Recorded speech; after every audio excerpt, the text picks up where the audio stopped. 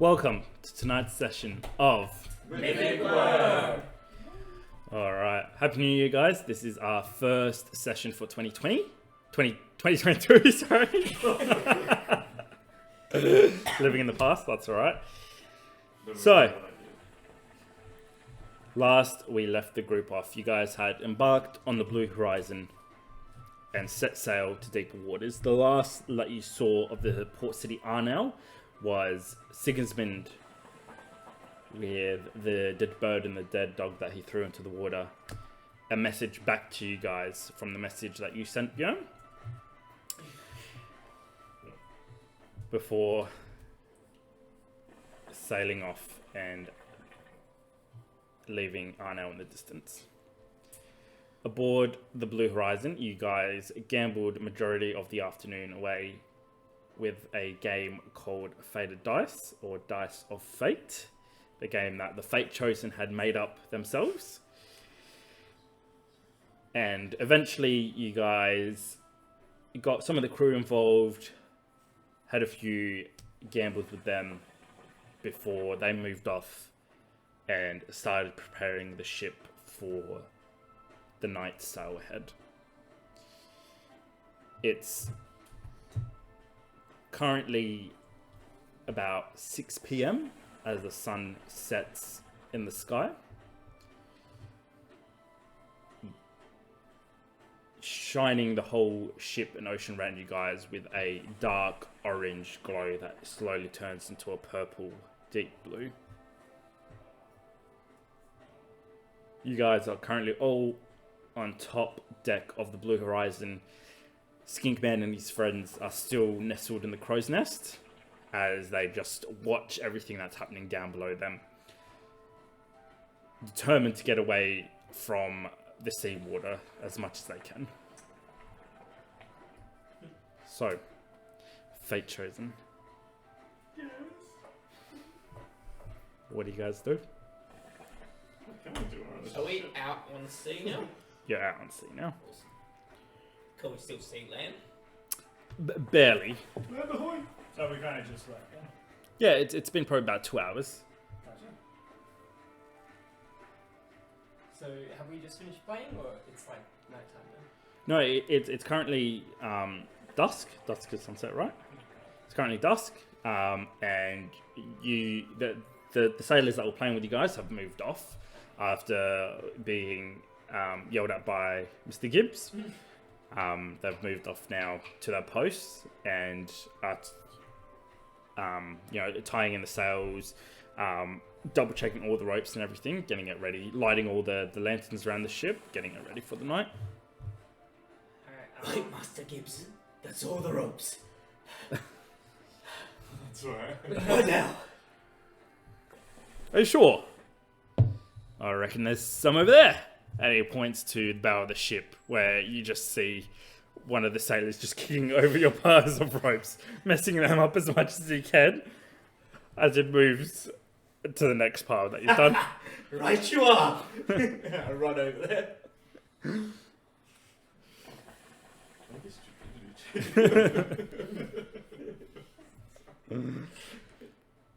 Harakai will be in his, what is it, like room? Mhm. And he'll just be finalizing like his 2.0. Alright. How does Harakai feel at the moment? Like, you've set off this, you've finally set off to the Galleons Graveayard, and within a week you'll hopefully be on the Skyport with, possibly the possibility of seeing your friends, your kindred, and knowing that you have to introduce the party to them. And obviously you've got all different types of thoughts running through your head. Are they dead? Are they alive? What's happened? Where's the Four Swords? Where's Giantsbane? He's 100% stress tinkering. Yeah. And he's tinkering just to take his mind off of it. Nice. Okay. Drea is gonna be with Harakai. She's just gonna be like, what's that? Oh, like, is that a 90? Please stop. I think it should be the other way. What are you making? It's a surprise. I don't like surprises. Will I join? Well, you want to be part of the condemned, you got to be in for a lot of surprises. I thought it was a fate chosen. Fate chosen. Sorry. Yeah, I did love that. I thought I was a great surprise, not gonna lie. Like the way I walked in and I was like, looking for these. I thought I was a great surprise. You know what I mean? You should ask Dario about it. Did you even ask him about how I came? No, I didn't. It was great. I mean, you know, Where's Az? Well, okay, bye. Az is currently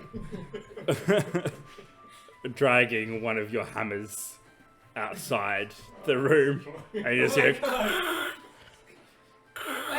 Hey, get that back! And I'm gonna run over and. He just hisses at you before chasing Drea out the room. You really gotta get that thing under control. Thing. Yeah. I don't know what it is, but it's gross. Don't let you. Oh my god! Don't let him please. He'll attack. Right, I'm frightened. Alright, I'm gonna get back to work. Yeah, me too. Yeah, okay, bye. Alright, what's Dario doing? Dario will be on the ship, looking at the best point of view. Mm-hmm. Just reading the letter that his brother gave him. Mm-hmm. Or Writing one back to him?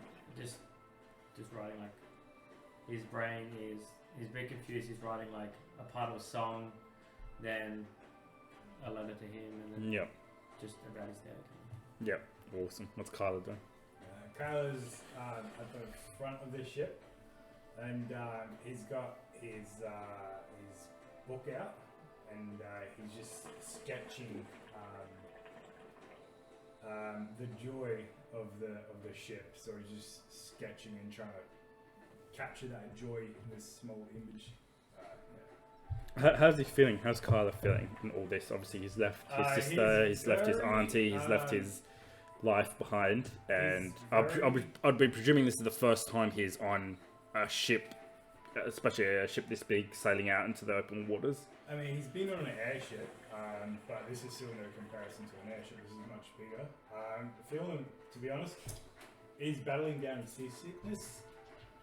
He's not used to this, and yeah, he's just wobbling around a little bit. Is he worried about what's happening though? Like, where is he going? Is he worried about his sister, or is he more focused on, helping Harakai get his? He's more focused on helping Harakai. He's been through a lot with this crew, and if it was anyone else, he would be very nervous.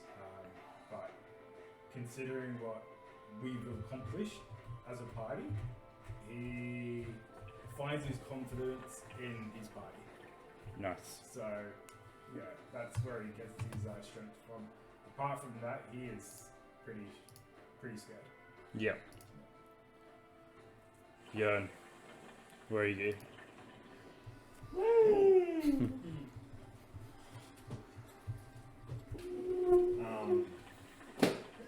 Are these on the deck of the ship? They are. So they've been secured, tied down, and that one of them was one of the boats that Boris was ferrying you in and out on. Alright, so I have got a bundle of blankets from somewhere and rolled it up, and I'm lying in the boat with my pit propped on the blanket, and I'm just sort of laying there on my back, and I have my right arm out, and I'm just sort of holding like this, and I'm just sort of relaxing, but you can see my what's it called again?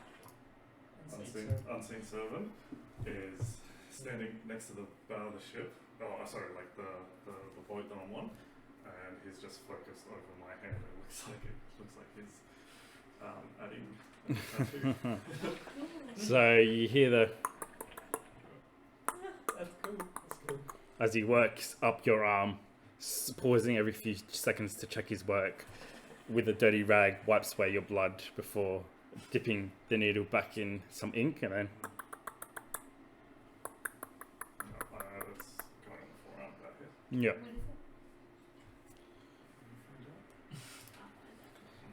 What is it? How's Björn feeling in all this?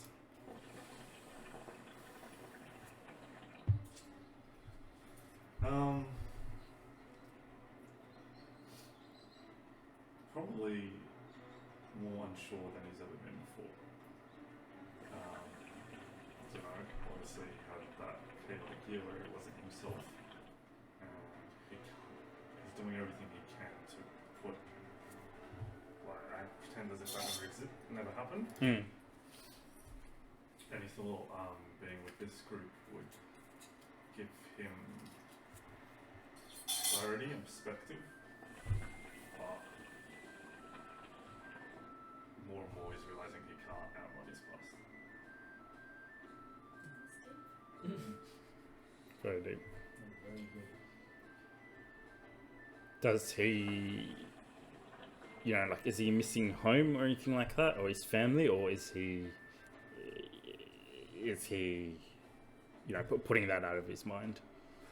Yeah, if his thoughts ever linger upon old times, Raganos, his father, his mother, his friends, other people that meant the world to him,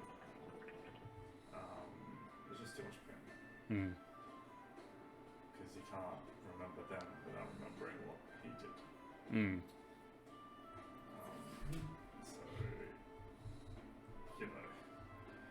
If you ever see, you'll never really see Bjorn doing nothing, and if he is, you might notice he'll just get fidgety and he'll go distract himself with something else, and that's when the thoughts creep back in, and he goes and does something else to keep himself occupied. And as you're having these thoughts, they're suddenly broken with a dull thud to your right, as you just see out the corner of your eye something flies past you and through your unseen servant, burying itself into the deck. And then as you look up, you just see another one. Blow darts being shot from the skinks at your unseen servant. As another one comes, passes through and burying itself into the deck. They're either target practicing or they're concerned for you. As another one loads another dart in, and I don't know, I just swear. Nice. I think it's funny, but I don't move because I don't want to ruin the tattoo. And, I'm focused on the servant so he doesn't ruin the tattoo because it's making noise, so I just chuckle to myself. nice. As the afternoon slowly creeps in tonight, you guys all have a sense of peace wash over you as the night sky is lit up with stars. The ocean slowly swells around you guys, rocking the boat, but nothing to a point that's alarming. It's more soothing as the blue horizon rides the waves gently, coming up and down. It's a well-built ship, and it doesn't smash into the waves, but rather glides with them. And soon enough, you guys all have a sense of just well-being and peace. It's a nice atmosphere as a cool breeze washes over you guys, bringing that smell of salt water and almost a hint of flowers that you can't really determine where they're coming from. Sorry, can I just say, Galleon, once the crew sort of settled down and the boat's moving itself and all that, I'm actually going to take the longest rope that I've got from the ones I was working with, and I'm going to go to the back of the boat. I'm going to tie it to it and then tie the other side around my waist. I'm going to actually abseil down the back of the boat and I'm going to just dive into the water and let the boat sort of carry me underwater. Alright, so Harakai, Somebody cut that rope. from your window, from the quarter, you just see Thalion glide past your window before a few seconds later there's just a Why does he always jump off? and then you just see a rope snap taut as his body gets carried underneath the waves. Do you look out the window? Yeah. I'm just sort of laying on my back underwater with the shell to my ear, smiling to myself. God damn it, he's drowned. I'm gonna grab the rope and try and pull it, I guess. Make a strength check. 4. You feel a tugging around your waist as through the murky water you see the rope moving, and you can just see barely Harakai's features out the window as his hands tug at the rope, and he's just too heavy, and the drag of the water is just too heavy for you alone to pull it up. Yeah, and Harakai's not really getting like out the window because he's scared of the water because he doesn't know how to swim. Nice. I'm gonna sort of swim to the surface, grab the rope. I'm like, What's wrong? What are you doing? I can't swim. I can't get you. We're sailing. Yeah, I'm not swimming. What are you? I'm swimming. Do you want to join me? I don't know how to swim. I'll teach you. Please, I'm busy. It's like flying, I'm busy. but I'm different. Do you fly? I'm busy. Maybe some other time where it's not so deep and you're on the back of a boat and. Do you need help?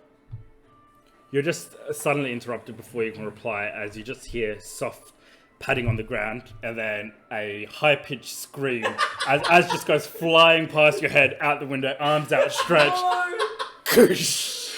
into the water, disappearing in the swell. It's gone. It's gone. That's it. That is bad. Can I try catching as a reaction? You he's too hard. With this waves crashing and everything, he's too hard to spot, and you just see him.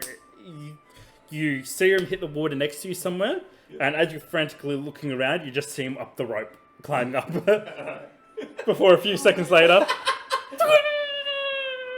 See? He can do it! I hope he drowns.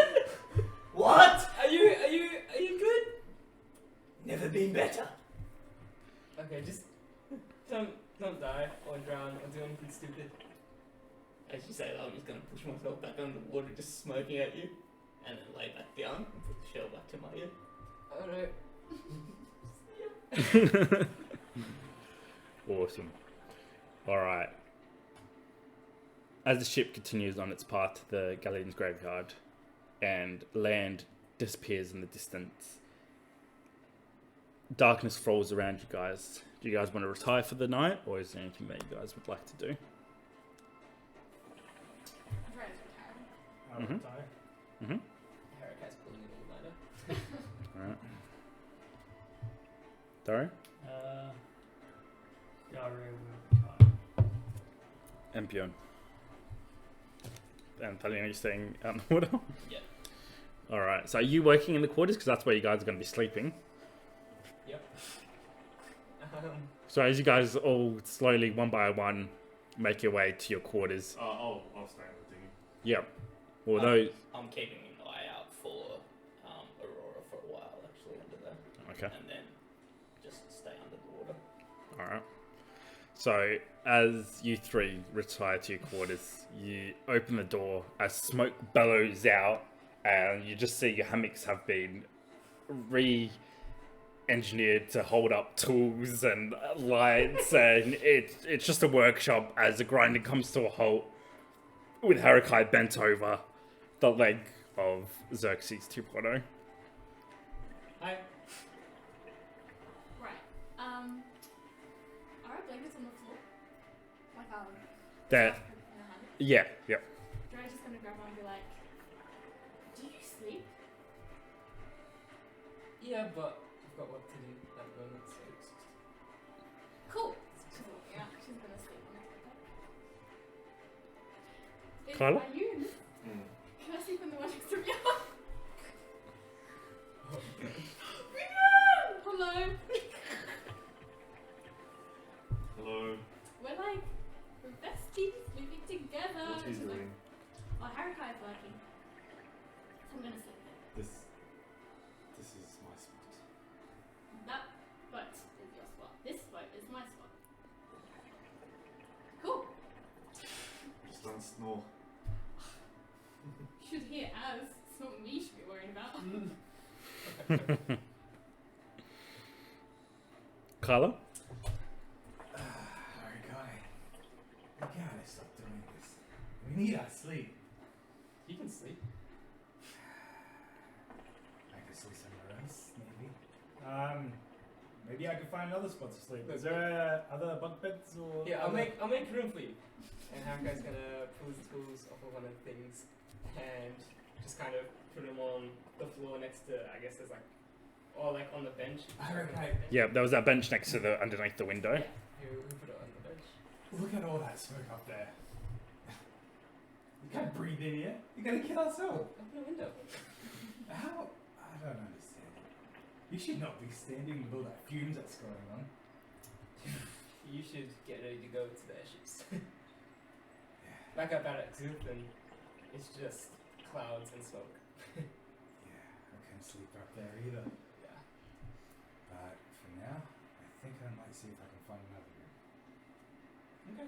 So these are the quarters that you guys have picked personally, but there is plenty of bunks where the crew sleeps, and obviously, you know, majority, at least 20 of them would be, or at least about 10 of them would be on deck now for the night shift, so you'd be able to find a spare bunk and sleep with the crew if you did want to, or otherwise there is, you know, top deck, they could find a place to nestle on. I've cleared a bed for you. You can sleep here if you'd like. And the noise? Are you gonna go to bed? I have a spare set of earplugs. Fine. Bring it here. Okay. I guess I'll chuck a set of earplugs. And yeah. Daru? Dario doesn't even say a single word. Just grabs a pillow, a blanket, walks up behind Harakar, puts his hand on his shoulder, and just walks out. Good night. Still doesn't say anything. Walks out to the top deck, and he sees Drea sleeping near Bjorn, and he just has the biggest sigh of relief that she's not sleeping near him, and as such feels so bad for Bjorn. And Darius is gonna go sleep with him. And you just see a scene as like Drea's, you know, tucking herself in, as is on the corner, on the ledge of the boat, looking at Bjorn, just like chirping away at him quite loudly, and he's just full. Seems to be engaged in a one-sided conversation with you. It's just direct eye contact as he's just on his hind legs, just talking to you. Drea thing. He's asking about Lustria because I've been to Lustria and have you seen the lands of Lustria? They're very beautiful. And have you eaten the fruits of Lustria? He turns around to you and chirps at you, and then turns back to Bjorn. It's great. Oh, he said it's great and other things, but I just said it's great because it's a bit short and dry. I mean, like, he said more, so I don't really know how to translate. Bjorn's just gonna come. So he's gonna shake his head and then he's gonna start just walking around the boat and just like the little digger, just gonna keep walking around it and just muttering to myself. It's just following you all around Yeah. on his hind legs, just talking. And then after about 10 minutes, I'm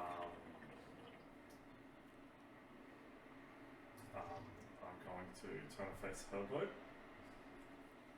make sure that he goes that way, and I'm going to take a step backwards and finish my tiny hut spell. And I've got a little opaque hut around my boat, but I'll take that any sound. Dead silent to the side of it, and you just see Az just still going. Yeah, I can see him, but he can't see me. Oh, he can't see you? No, it's opaque. Oh, okay. Well, you don't know what's going on inside, but Az just turns to you and just shakes his head in like absolute rude. Yeah. I know. And then I get comfortable. Can stuff pass through it? Sorry? Can stuff pass through it? No. Nothing can, it's just me. Okay, you on the outside, you All just hear. All other creatures and objects are barred from passing through it. You just on the outside you hear and as they just the small little darts hit it and just light up, falling to the sides as the boat just it disappears. Right, they can't see. Like Yeah, it's like they can see like an opaque yeah, barrier. it just gets hammered with a volley of blow darts as you see the skinks just looking down at it. Yeah. Inside it looks like there's like wherever they hit, it just lights up a little bit, and it just looks like a like raindrops or something like yeah, hitting like a it. star, Yeah. star Yeah. thingy. Yeah. What do they call it? Shooting star. Yeah. Shower. Star shot, that's the one, yeah. Yeah. It's soothing. Dre just turns to Ad and she's like, I think that man will only be happy if he's the only person on boat. Honestly, like, wow. Good night. She just leaves. As soon as you say goodnight, he chirps at you and just goes, flips on his back on the edge of the boat and immediately starts snoring. He's so cute. Tongue hanging out one side, just saliva. You can just see like a drip of saliva gathering on the tip of his tongue before dripping on the ground. And then another one as he just snores. This is what you just witnessed. Where do you go from here? I'm just gonna go to sleep. Find somewhere quiet and just retire. What's the time roughly now? It's about 8 o'clock. Oh, it's like 8 p.m. Daru just kind of like, Not so plays flute for a little bit, smoke his pipe. As soon as you pull out your pipe, Boris joins you. I play him a sea shanty tune. He's probably about 5 minutes through his pipe before he gets up and he starts dancing on one of the barrels. And as time goes on, he slowly starts losing pieces of clothes. Eyes red. Trying to sing along to your tune, but absolutely getting the wrong tone. He seems to be having a good time. I keep going until maybe he's taken off a few 2-minute clothes, and I'll just nod to him and put it away and just kind of look away and just continue. You look away and you just hear like shuffling quite close to you.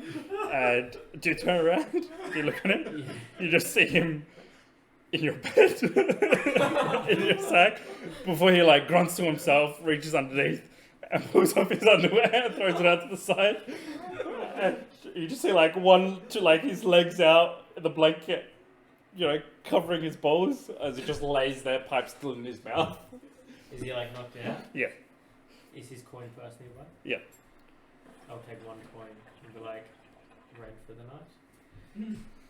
He's out, pipe still in his mouth, and every now and then he's like, and the smoke just slowly comes out of his nose. Alright, so I think that's everyone. So those who would like to do a long rest, so remembering the new rules, the long rest does not heal you guys fully, or it would in this situation actually, it will heal you guys fully. I would probably fall asleep like early morning, like 2 or 3 in the morning. Okay, Yeah, I awesome. think we had a long rest. I need actually you and Kyla both to make a constitution saving throw. Oh. You can do it with advantage, Kyla. Well, that's good. 17 for me. 17 for me, I think. Okay, so you guys are both good. Surprisingly, Kyla, the e-plugs that Harakai gave you block out majority of the sound, and only the louder sounds like the hammering you can hear, but it's like a distant thud that soothes you to sleep. Whenever he's doing like 10 minutes of hammering, it just soothes you to sleep. So these earplugs, are they working or am I just in a deep sleep? They're working quite good. Alright. Can you hear if somebody wants to contact you, they can't walk through it or anything? Which is my choice?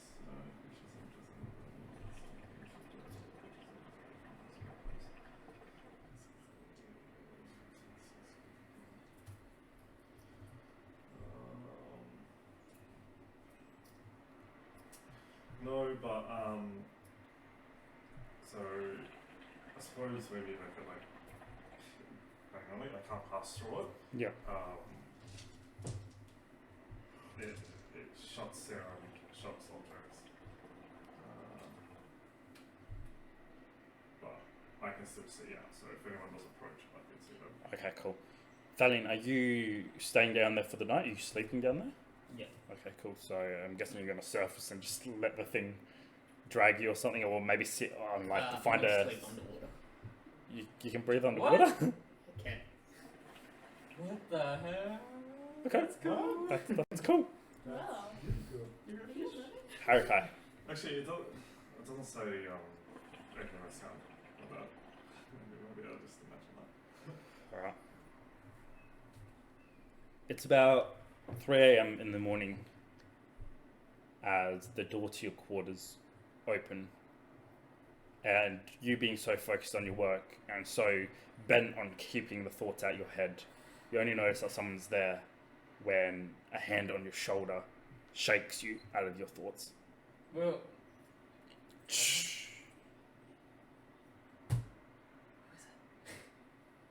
It's Mr. Gibbs. Would you stop that banging? okay. Sure. I was just about finished anyway. Douse the lamp. What? Douse the lamp. Oh, okay. Gotcha. Sorry about that.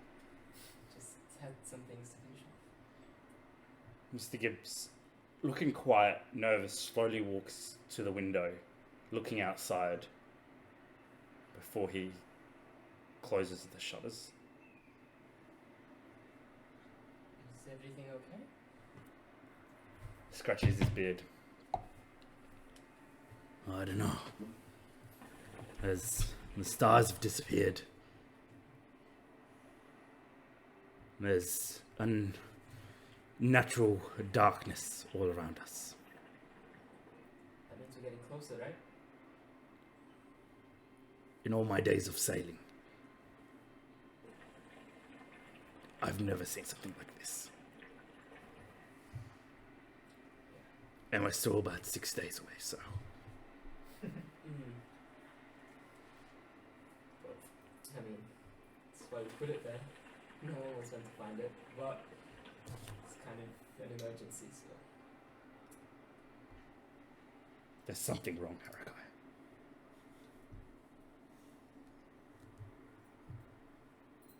Do you think it's like a creature, or? There's a magical darkness. I'm not sure. No lights. No noise. Until we figure out what's going on. Is there anything I can do to help, or? Just stop with the noise. Okay, roger that. And he walks out. He's got a lantern that's hooded, and he only opens it a little bit just to allow the tiniest bit of light as you see him leave. He leaves your door open as he makes his way back through the deck up to the stairs, and you see him disappearing. And as you kind of take in your surroundings, there's dead silence on the boat, and it does seem darker than usual. Like you've doused the lamp, but it's like it's dark. Like it still shouldn't feel this dark with the amount of stars that you saw out before. Bjorn, you still awake? What time is it? It's 3 a.m.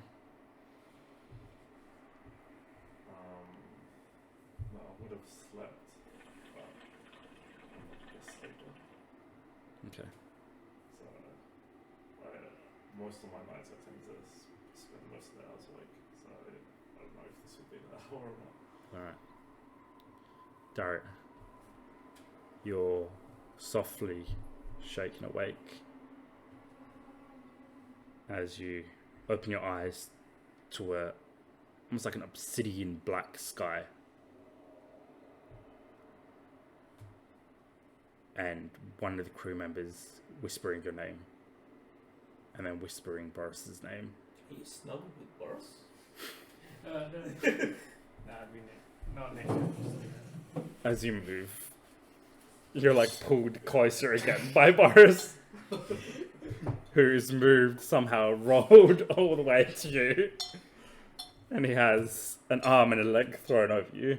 His genitals warm on your leg. I peel him off and It just stinks like smoke and alcohol. I just roll him over. He just rolls over, face first onto the deck, pipe still in his mouth.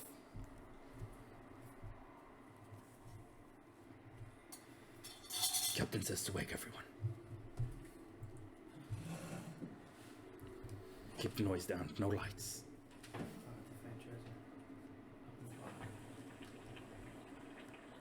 And he slowly moves off. So another member that's sleeping on the ropes as he slowly wakes him up. You realize all the lamps on the ship have been doused. And again, you're surrounded. Like before you went to sleep, it was quite a bright sky filled with stars, where now it's just absolute blackness around you. You look over the side of the ship and it's just blackness. You can't even see the water. And it seems like it's slowly suffocating the ship from all angles. I'll make my way towards Drea and Bjorn. What do you do? I'll see. I noticed that there's a thing there. It's like a pale blue opaque dot. I'll go to Drea first. I'll gently shake her, just signaling to her. As soon as he wakes up and does that, as flips and is hissing at you. He's like, 1 second, he's like, and there's like, as soon as she wakes up. I cover his mouth with my. He sees it to you and he quickly looks over to Drea.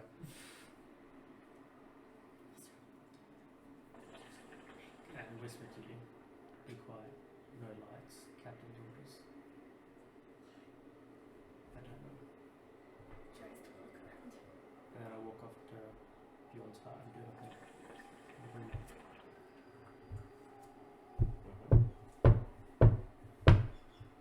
Am I awake? You hear the knock. Right, there's a few moments.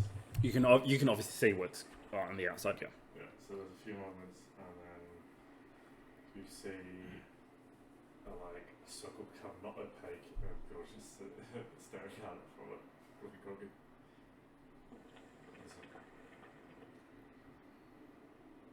We have to be quiet. No lights, Captain's orders. That's all I know. You can see now there's quite a bit of activity on top deck as Captain Maverick has appeared from her quarters and she's behind the wheel along with a few of her crew members. They seem to be looking at charts.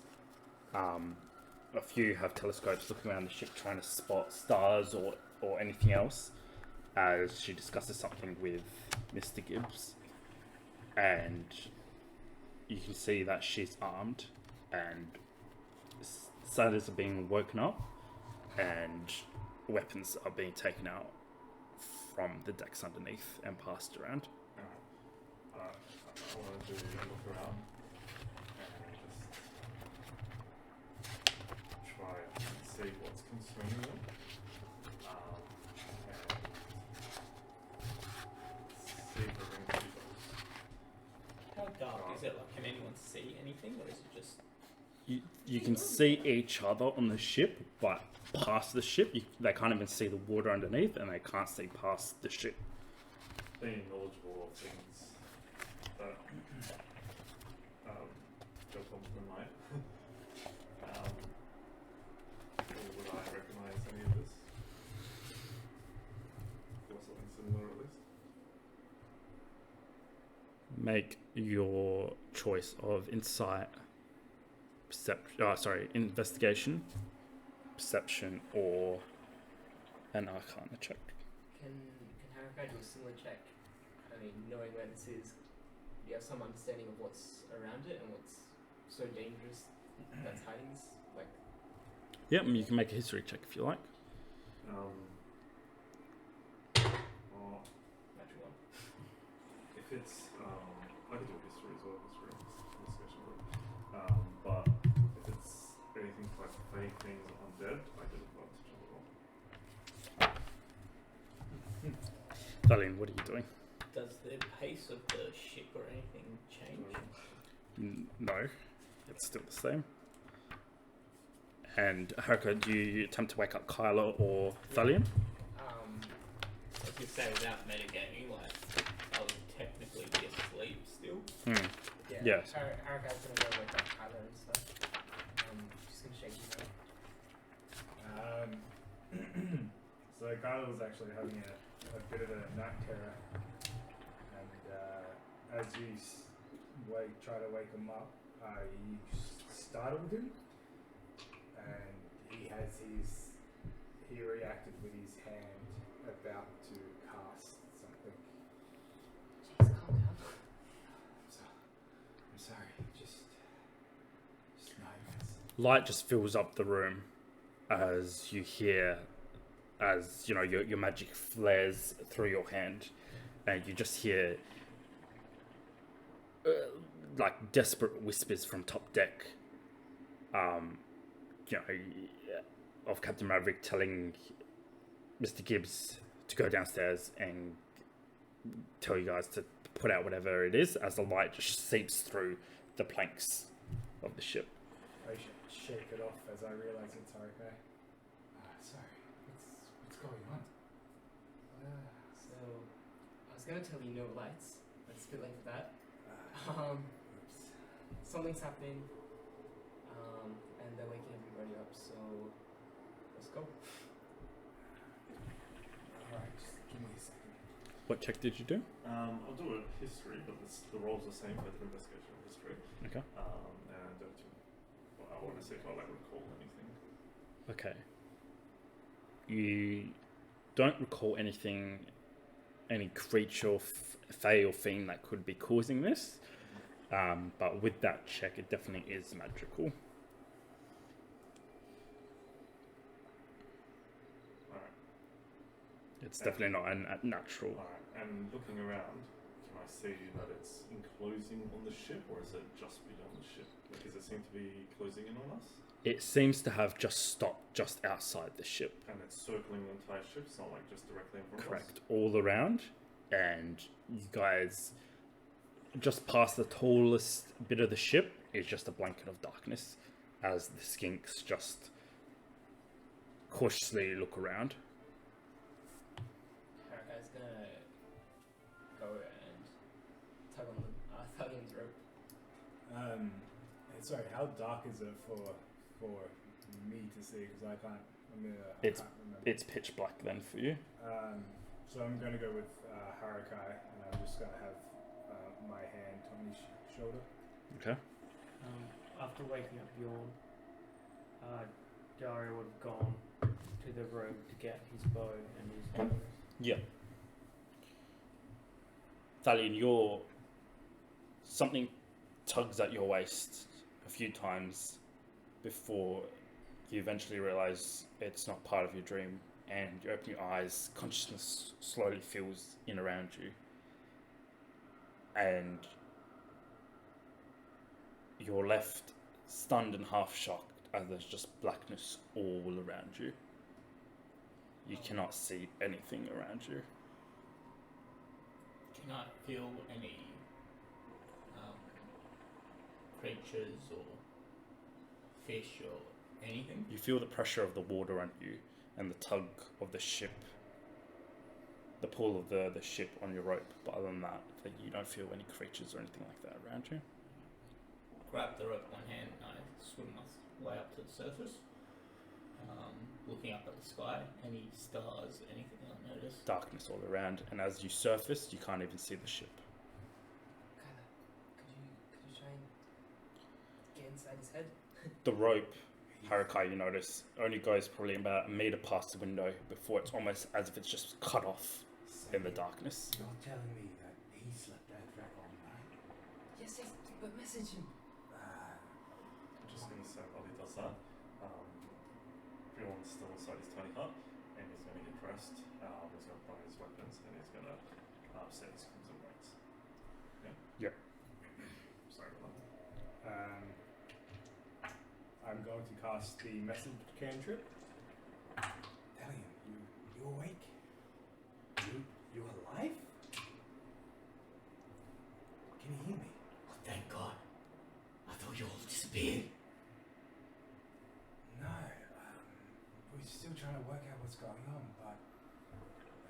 there's just darkness all around. It's not usual. So you can't see the boat? Or like you can make your way up, or do you need a hand? Can't see the ship, but obviously you know Like, you're still being pulled. Yeah. The ropes there, So I'm just gonna hand over hand sort of guide myself back up the rope. and eventually you pull yourself as you're reaching out, and just before you touch it, the boat suddenly just appears in front of you. The back of the blue horizon just appears in front of you as the waves crash against you. And you look up and you can just see the rope that's connected that goes past the window. And then you let yourself go a little bit and it just disappears. You pull again and What is this? I don't know. Is everyone safe? This is not my doing, I tell you that. Just is he good? Is he good? He's good. He's coming on board. Start taking the rope up the side of the blue horizon. alright. And as you come up the edge, you're greeted. Sorry, I just want to warn you about the lights. No lights before you put on lights. You, as your hand touches the railing of the blue horizon, you pull yourself up. You're just greeted with 5 swords and pistols in your face as you make your way over. Captain Maverick in the middle of them, sword in one hand, pistol out on the other, as she uncocks her gun as quietly as she can and slips it back with the rest. I cautiously make my way over the rail and I start untying the rope. And I come close to Captain Maverick. I'm like, what is this? She motions for the rest of the men, who slowly put their swords back, uncock their rifles and their pistols, putting them back. My hunch is correct, Dark Elves. Drow. I recognize. Make a history check. With advantage. While this is going on, Dave just wants to tap Bjorn and motion him to go underwear.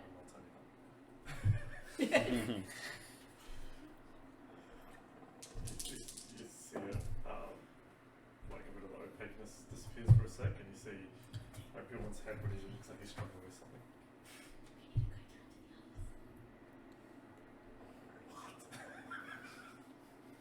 We need to go down to the others.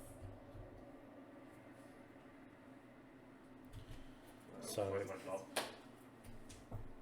After a few more moments, you might hear like a bit of shuffling in there, and then the tiny heart will disappear, and Bjorn will have his arm out, and the runes that he spread across are just sort of floating one by one back up his arm. That's wicked. As soon as she says the word drow, you just hear the voice of your mother in your head. And you remember stories and things that she used to tell you about them. And the thing that always used to get you the most as a kid is your mother was such a sweet, loving, accepting person. But whenever she spoke of the drow, even whenever she spoke of orcs or anything like that, she was, almost like she made excuses for their brutality, that they don't understand any better. But when she spoke of drow, it was with pure hatred and spite in her voice at the race that betrayed their own people, and stories of them stealing children and slaves away to work on their island cities and for their armies and things like that, and all the atrocities they had done to their own people. And almost as if her emotion was flooding through you, you just feel the same hate and spite, although you've never met any of them, but it was just so passionate and strong coming from her. Yeah, like, was there fear in the way she spoke about There was never fear, there was just hate and spite Yeah. at what they'd done, the betrayals, the countless betrayals they'd done to their own people and things like that. So as soon as Captain Maverick says I'm snarling to myself, I'm gonna call on my trident and say to her, where? I don't know, she says, as she takes a second to look around, the darkness enveloping the ship all around her, but they're close. Stay ready. And she turns around from you, goes to the wheel and looks down at the deck. Have you guys come on deck yet? Yeah. And you've come on deck with your weapons and everything? Do we meet them halfway? If you're going down. Is there bottles nearby with corks in them? There would be plenty of rum in the ship. That would be glass bottles with cork. Joy's just gonna grab a cork, and she's like putting it in her hands, and you see it kind of disappear. And then one by one, she's gonna go around to each person and touch them, including us, and cast water walk, which means you can walk on water. Yeah, and she's just gonna go around and be like, "Don't be stupid, whatever it is, just don't die." I hate to say it, but I kind of like you guys, and I need you to stay up. What? We can all walk on water now? What? That's crazy. Dang! For 1 hour, just saying. Nice. What In that It's case, so cool. Do you? This is a different question, but do you wear armor? No, Do we feel it's like like light armor or something. What level, sir? Is it classified as armor? I don't think so. do we feel like weird when you touch us? Like do we feel something or? I think you would just feel like a difference in your toes. I just made that up. Yeah. But you grant the ability to move across any liquid surface such as water, acid, mud, snow, quicksand, or lava, as if it was harmless solid ground. Can Yeah. Dari do a Drea, check that was- on what's going on? Yeah. Thank you, I thought so too. I've always wanted to use that spell. Well, you seen this one? And Kyla casts mage armor, and he twins it on both of us. That's Oh, cool. the spreadsheet not. Yeah, So, it adds, I think, 3 to your AC. Things you already heard. 3 to my what are you AC, checking nice. for? What do you want to do? Well, I just like Well, it makes if your I've AC heard anything, base. if I know what's going on. Like, Yep, you can make a history check. 3 to your AC. What level, 19. Joe? 19 for Sorry? history. What level? It's a level 1, and I twinned it, so it was a. Through your One, like teachings and stuff at sorcery. court, like One sorcery you learn spell. about everything, and you Mine know was like that 3. the Dark Elves are sea-based people that have an island where few know where they are, but they're always roaming the seas, Good. trying to find slaves to take them back to that island to work on the construction of their grand city. Alright. Okay, when we're all sort of grouped together, I'm going to say. And the captain's there as well, yeah?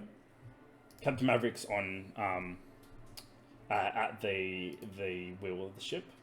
Okay, do we all want to shuffle off them? I'm just gonna grab my axe before I do that. And then Is there anything else I know about them?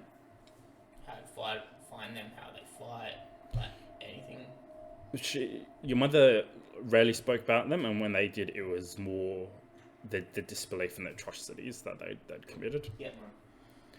In terms of fighting stuff, Daria, again, you know that they travel around in they're ships, but they're called arcs, massive, almost like floating fortresses, crewed by, the numbers range from anywhere from 200 to 1,000 slaves that row them with massive oars chained to the bottom of the ship that circumnavigate the open waters, preying on any ships they can to take slaves. Did you want me to roll for the table? Because I just cast a spell. Yep, go ahead. We're good. That could have been bad. Alright, so when we're all like we're near Captain Maverick, have I deduced that they're Dark Elves, or do I know the Dark Elves? No. Okay. Is it an attack? Possibly. Be at the ready, she says to all of you. I'm presuming you've all shuffled up there. As men slowly move around you guys as quiet as they can, loading muskets. I'm like, I have an idea. If you can keep your men close. Pray tell. Can we all stand within roughly a 15-foot cube? Not the whole crew. Okay. hide most of us. Can you hide the ship? When I can make them think the deck is empty.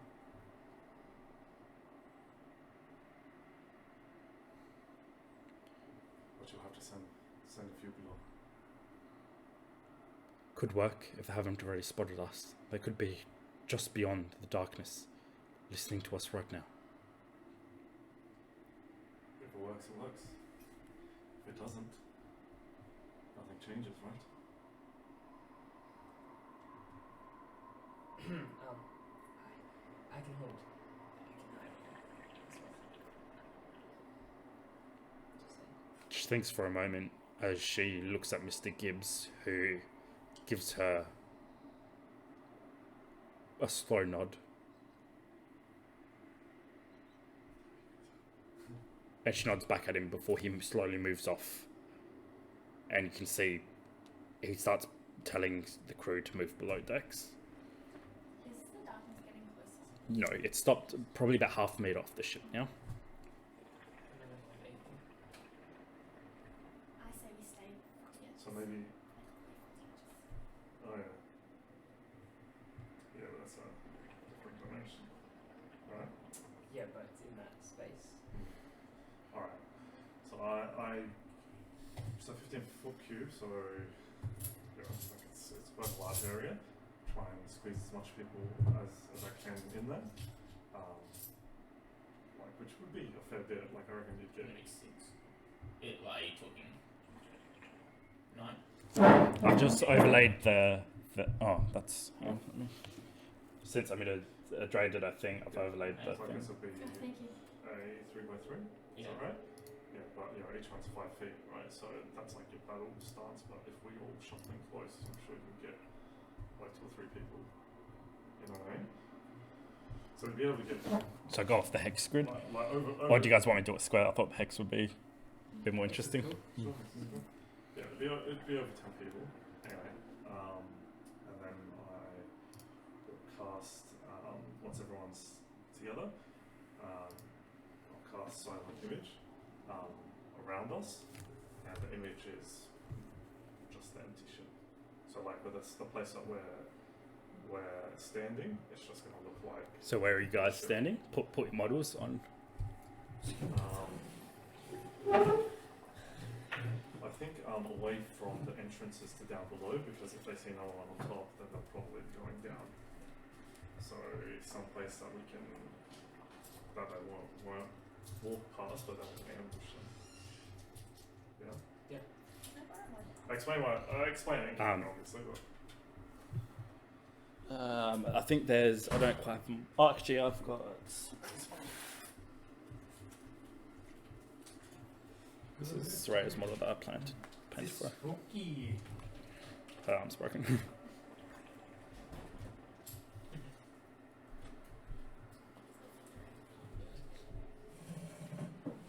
is intense. This is creepy. I like it. I'm gonna leave you something like that. Have you been in combat yet? It's not possible. You haven't been in I'm combat. so excited. Do you want to have other people or just our models? Just your models.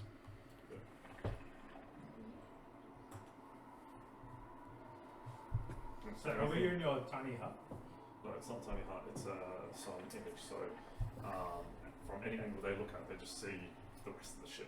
You know what I mean? That's Yeah. the illusion I'm That's creating, right. which is just the image. You know what I mean?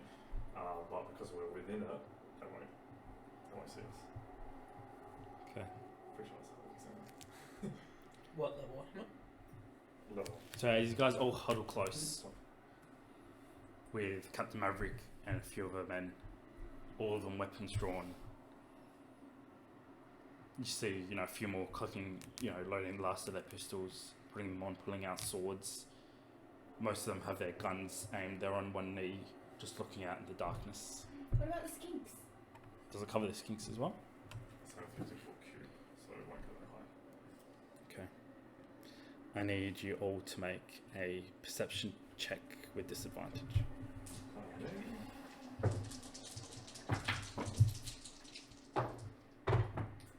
Ooh, 18. 18. I get a 0. I got You have -1? It only has 2 ones, actually. I rolled a 2, got -2. I got 12. I got 2. I got 15. 11. What was the highest? 19 for Dario? 18. 18.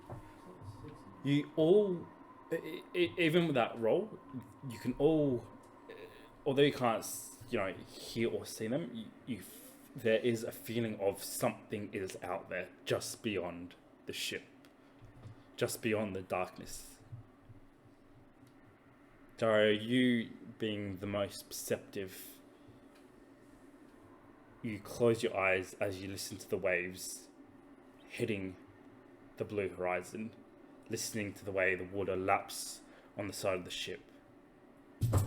And you're not sure, but you feel like the waves are also hitting something out to your left, to the left of the ship, something bigger. Well, I put my hand on Bjorn's shoulder, and I just kind of like, and I point to the left, and I just like kind of like.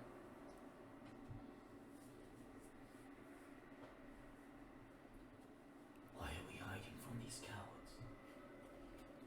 We should be ridding the world of this scum. We're setting a trap.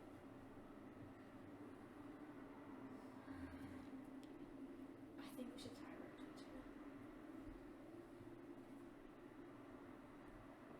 One man goes in that darkness, we don't find him.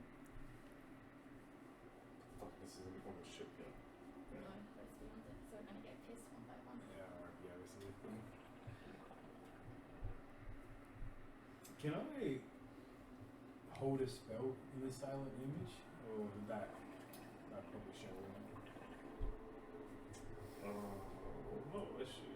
Like it's like if you're doing it behind a wall, like people won't be able to see you. Same Yeah, sort of because concept. it's not a roll though.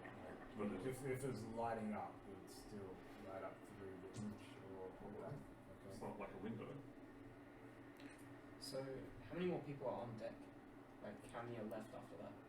There's probably about 12 of Captain Maverick's men, and Captain Maverick, so 13, and then the Fate Chosen. And then you hear, Yeah, but we're all like real close, so yeah, like most are like the guys, the sailors around you guys are all kneeling with, and then guys like on top of them, muskets out as they watch the darkness, and then you just hear small chirping coming from above you guys, and as you guys look up, you see Skink Man just point off to the other side, to the left, to the right of the ship, as a ball of darkness protrudes slowly out of the black wall and slowly makes its way to the ship. It's like a black wreathing cloud, silent and slow moving. And then you see 5 more from all directions approaching the ship. Can I see this? Everyone can see this. Oh, I don't know how dark it is, I'm still trying. no, 'Cause it's I pitch don't- black, yeah, so you can't see. I can't see anything. Shoot them. What's going on? I raise my trident. hold. I reach out for one earlier. The darkness hits the deck and washes over it. And as it hits the deck, it falls off a figure as it dissipates around him. No! Are you serious? Yeah, that guy's scared. Oh my god, you're Can the you put worst. this at the back? Yeah. Wow, he looks cool. No, so we can get out. Do you actually shoot? What? I mean, yeah. No, I'm saying it's a hold, man. But if a tendril comes onto a ship and it's pitch black, Karika's gonna be jumpy. Oh, wow. He's the old that guy. looks wicked. That was looking good, well, I know. Thank you. This was with the help of Drea. Nice work. Well, that goes. Alright, Oh, roll that's your so attack. Can I just say, as soon as he shoots, I'm going to throw my trident. Alright. What's the point of the ambush? But we're out of it anyway. It's cool. But you're in it. is so cool. Are we all in it? Yeah, you're all in it. We're all hidden. Oh, I thought we were out in the, like the crew was in. No, we're in there with the crew. Like, the ship appears empty at the moment, right? Yeah. You ain't good Well, cover. if I knew we were gonna do an ambush, I'd wait. I thought we were out. Right. and So you're all Yeah. Sorry, you're not gonna shoot. Nah. So. As soon as that one lands, Sorry, the I other was 5 land around you. I should have laughed. Should have shot. What? These look wicked. Yeah, holy shit. Yeah, we're gonna have to suss us out on the break. And one next to. This way? I love new models. They land, and as soon as the first one lands, he slowly, quietly draws both of his swords. And you see him looking around the ship, his eyes passing over you guys. Before he slowly looks up to the skinks. I'm gonna reach very slowly because I don't want to make noise and don't bump anyone. Up and tug my earlobe and coming to message Galleon. I'm gonna like whisper it so like it's ever so faint. Talian's breathing pretty heavily with anger, but he holds. And I'm gonna message each one of them individually. Slowly. I just say something. Those who can see, you see elf-like figures, but their skin, instead of that pale, beautiful white, it's a dark grey. Long hair that's wet, that falls over a cape that's made out of scales, that flows, even though it looks heavy, it flows quite lightly around them. As what seems to be the leader slowly nods. Sorry, which one seems to be the one up The first there? one that landed. Yeah. And you see the rest of them slowly move forward. Swords drawn and crossbows in their hand that seem nothing like you've ever seen before. As they slowly start making their way down the stairs. Inching closer and closer Alright, to you guys. I'm gonna do something. I'm like still gripping the lead tightly. Alright. And as soon as I feel his muscles tense, I can squeeze him more. Anger and rage filling in up in Galleon. You're gonna see a tentacle just appear out from the ship and then fall down towards the leader. A tentacle? Everyone roll initiative and you roll your attack. But that wouldn't know, like, it's just a tentacle. No, is there broken? Like if someone moves, is it broken? No, well, Do you have to say anything for the spell? Sorry? Do you have to say anything for the spell? No, so it's not a spell. Okay. It just appears. It just appears yeah, at my command. Okay. Roll for damage. As I mean, they would know something, so. just as But you're not necessarily No, that no, that someone's way, done it. just as you're casting this, the captain looks up to Skinkman and his lizards and he's like, Well, they would be hiding too, surely. "Nope, they're all standing there, blow darts up the ready. Makes sense. Where are your friends, little one?" You hear a cold voice call out. I'm gonna message Skidford. Skidford.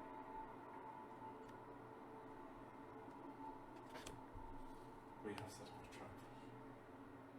Do not be afraid. Can he message you back? He can respond to that. Do not respond. Oh shit, it's been so long. Okay. Sorry, I just gotta find it. Just in case I say Skidford. Just in case. By the way, this is Skidford. Skin print. Cool, found it. But I'm like, my lips are moving, but barely any sound is coming out, but he's hearing any sound. Alright. 17. 17. Oh, against the captain? Against the captain? So, Actually, is any making their way towards the skinks? they're all currently where they are. They're slowly kind of spinning around, looking around. And the mast is where? Directly where you guys are, above you guys. Oh, like here-ish? Yeah. Alright, I'm going to do it to this guy. That's the closest. So it's going to appear here. Mm-hmm. And just, this reading tentacle comes up. And then goes... Alright. In terms of your spell, they need to do... Either have physical interaction with it or do an intelligence check against it. But, Alright. I mean, it depends on if they get like curious about this empty space, you know what I mean? Yep. Alright. Good mate. Roll for damage. Good. Yeah. Mm-hmm. Oh, damn. It does 2 damage. Alright. The tentacle just appears out of nowhere as you guys are all tense and come smashing down on this guy. Does it knock him prone or anything? No. As soon as it does, Mr. Gibbs and the rest of the men open fire as smoke and flames just shoot out from all around you guys. Roll initiative. I'll keep the one that I rolled, or? Yeah, we got free attack on it, that's simple. Yeah. Then that was 11, 12, 13. Do we get surprise initiative? Yep. So what's that mean? So you got a round of free combat before. Nice. Well done. Alright, put on that battle music, get that creepy shit off.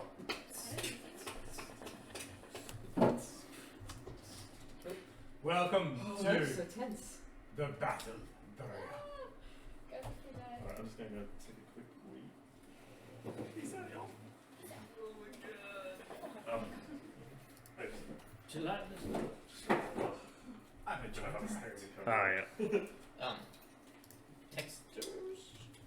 Oh my god, that was so tense. Okay, while we're all doing this, could you? I haven't really played with darkness probably as what can I like aim or can I do? What can I see? Like 5 feet, 10 feet, or no feet? I don't think you can see at all. The rest with the crew, they've just fired blindly as soon as they heard that noise. Okay. But now that they're fired, you know, if you want to light a fire or something. So when they fire, this darkness, the light still goes through it. Yeah, you see like the deck lights up in flashes, and you see all these around. Okay. Yeah, mate. Oh, thanks, bro. You're welcome, bro. Do you need one? Yes, please. Oh, do we write it on the other side too? Did you put Nah, your yeah, AC oh, on that? Put on. No, mate. Can I have that? Please. Oh, Sorry. plus 3 from Kyla. Thanks, Kyla. Because I probably would have died. Yes, you get +3 to AC. Thank you.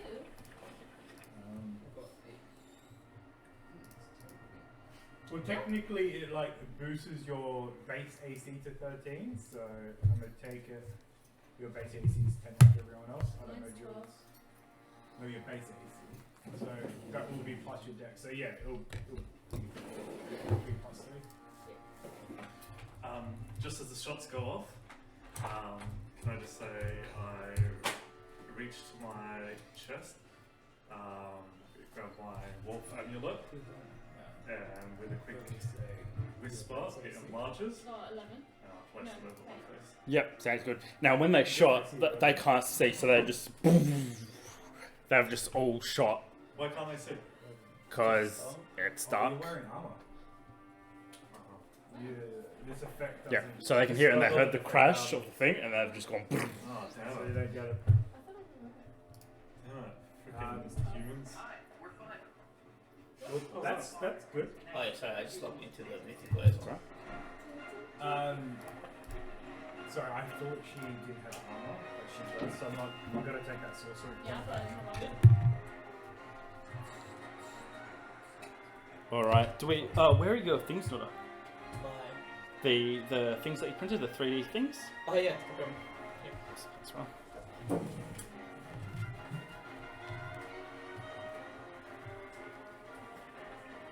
Save DC's that. Sweet spells.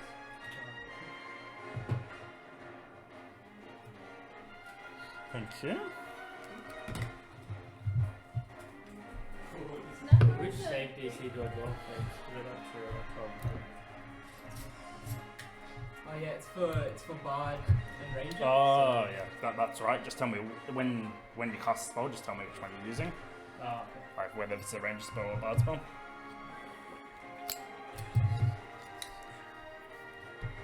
Maybe we should like draw up these cards every session, and then just add an initiative whenever we get into a battle. Yeah, that's a good idea. Is there any spare texts? No.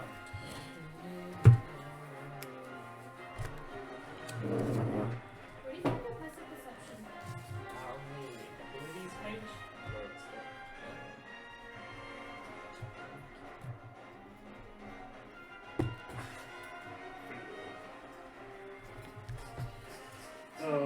Guys, how good was my awesome idea?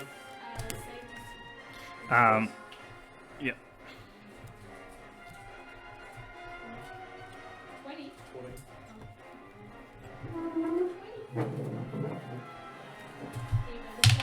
Hey, babes, I'm good for inspiration.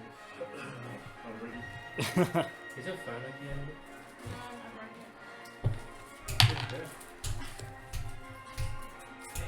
But the amount of times I dropped it, this one time was in the drop now. No, they're not. I can get a new one. Joe, have you seen lots of the rings that we printed? You know what they are? Yeah, I think so. Yeah.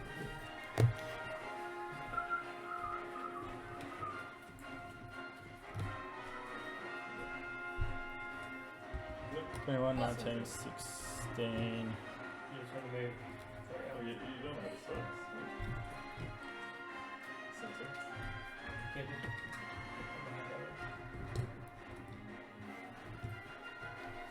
Damn!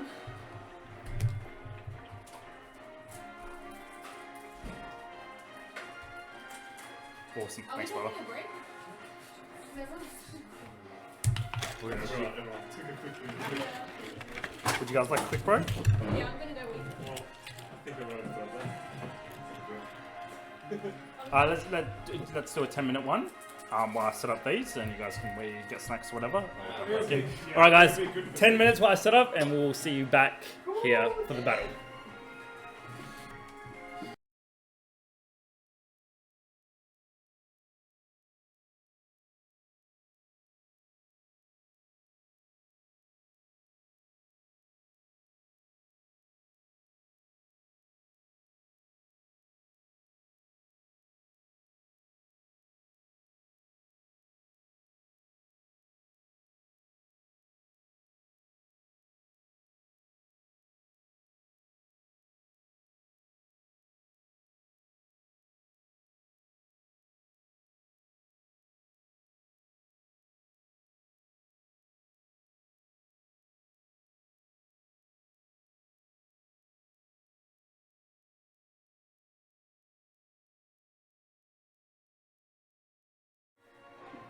Alright, welcome back, guys, to our combat. So, as Stallion's tentacle smashes down, there's just a roar of gunfire as the Blue Horizons crew panic at the sound and just open fire in all directions. Smoke and flames shoot out from you guys, lighting the ship for a second. As the screams of the sailors are picked up by the guys underneath, and there's just a rush of feet as sailors start coming up. What are you guys doing? As soon as the gunshots go off, I grit my teeth in frustration because they alerted our prey before we were ready to take the shot. I'll instantly grab my necklace, my wolf medallion, expand it, and place it up on my face. Alright, so you guys get a free round, so is... So we're initiative now? Yep, but for you guys, so what are you doing, Bjorn? Okay. So... Was that part of that though? Yep. Part of that? Oh no, but before and then now, take Oh, initiative. Shit. I don't know. Alright. How do we play? So it's not magical darkness that's around us, right? It is. Like in here? Oh no. Alright, cool. So I'm gonna turn and go for the first guy, I guess. You know, with the... Whoops. Alright, so I'm gonna turn, and as I'm running towards this guy, I'm going to sort of swipe at the air in front of me, or to my side, at about waist height, and from where I pat my hand, emerges guy, sorry. Emerges guy, so I'm going to summon her with my bonus action, and then just full charge at this guy. Alright. So, Do I roll initiative for her, or does she go on mine? she'll go on yours. Yep, go ahead. That is Dark Elf 2. Alright, and... Hey, Dark Elf too. Fuck we go. Hey, what's your name? Dark Elf 2! Fuck you, Dark Elf too. I could,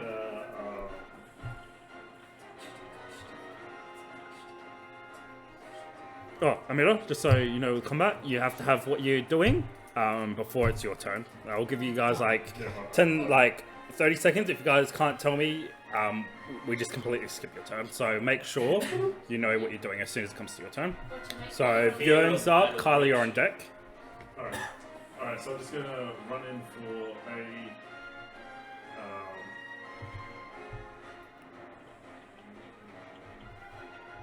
Actually, I'm gonna lash out my whip. Okay. Getting a 32. 30-20 hits. Okay, getting 7 points of slashing damage and 3 points of lightning damage. Goes away. So 10. His as the tentacle smashes. Oh, remember he took 2 damage as well. Oh, that's the same guy? Yeah, that's you attack. Oh no, sorry, the other guy. As you rush at him, you see he's like throwing his cape over him as the. I'm gonna be that hit. I'm just gonna take like 1 step forward, summon Guider, and then lash out my. Yep. So bullets fly around him, and he's turning back with his crossbow as your whip comes flying at him, cutting him across the face. Alright. So I write down damage. Who's keeping track? We can do it? Yeah. Sorry, just a reminder as well, if anyone's doing spells or any abilities or anything, you can just say what level and stuff so I can mark it. Yeah. Is he vulnerable to lightning damage He is not. or slashing? He is not. Okay, so 10 points of damage total. And then he has to go strength saving throw.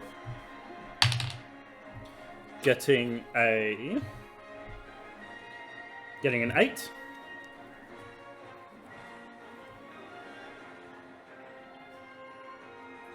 Okay, so he fails. So with that whips out. He's turning around to fire his crossbow at me, and the whip is actually going to tangle around his arm. Yep. And I'm going to just pull him forward. It just gets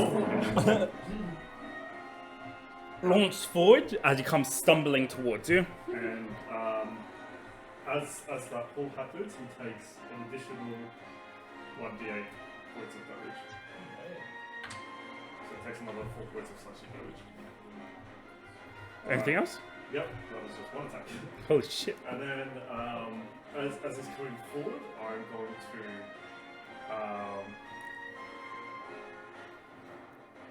try like pull him forward, and I'm going to try with my axe to slash at his legs. Try and put it on the ground or something. Getting a 19. 19 hits. Is that a move that you're trying to do? No, it's just, Okay. it's just getting 8 points of slashing and 4 points of lightning. Alright, so you slash at the front of his leg. He falls to his knee for a second before standing back up, not quite prone. Alright, but I'm not done yet. So as I've slashed at his knee, I'm circling around with the axe, and as I'm going for my third attack to come down on him, another purplish phantom wolven arm comes out of my back, holding my sword, and it's smashing down. We're not gonna die. Where have we got this? getting an 18. Hit. So underestimate the DM. Alright, so he takes 9 points of slashing, 4 points of lightning, and an additional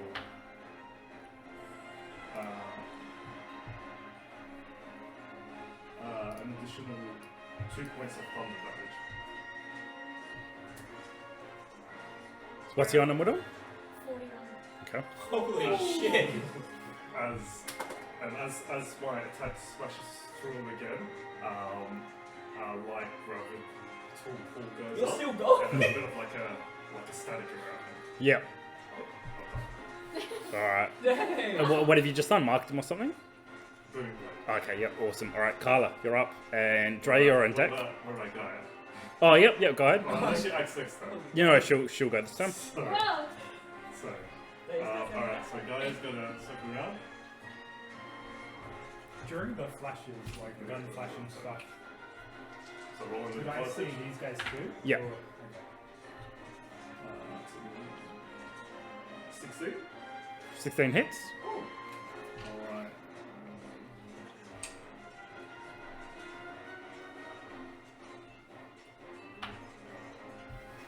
Sorry,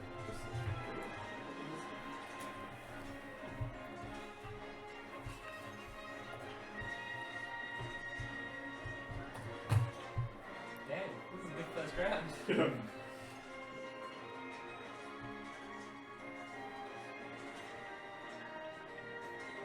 Okay, so she goes for a bite attack, giving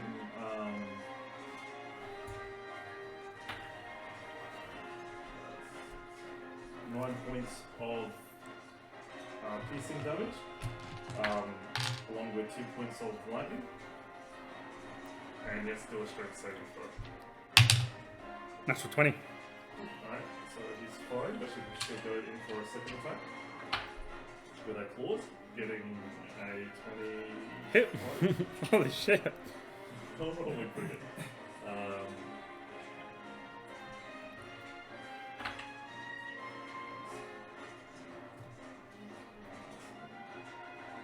Getting 10 points of slashing and 2 points of lightning.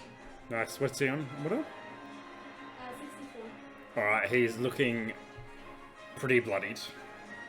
As Gaia rips out the back of his legs. Oh, As within instant, this guy's being just chopped up, bit, slashed at, and eyes wide. He's still trying to comprehend what's happening. Anything else? Alright, Carly, you're up. Dre, you're on deck. Okay, so during Kyle's gonna kind of reincarnate what he saw in his nightmare. In his dream, he was controlling the thunder until it got out of hand, and he is going to cast a whirling wind of air, of cloudy air, in a 20-foot cube here. We should put the markers or something, okay? So like 5, 10, 15, 20. 5, 10, 15, 20.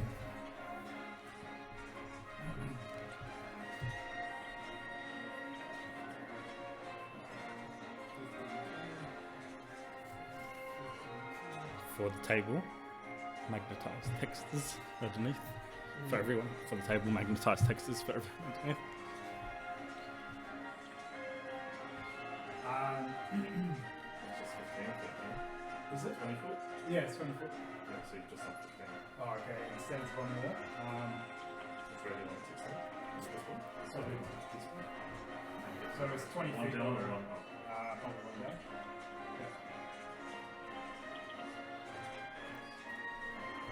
Okay, so creatures in this whirling air of spring must make a strength saving throw.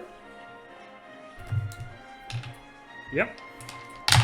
If they fail, they take 2d6 of bludgeoning damage. Alright, so I got a 9 for the captain and a 16 for the other guy.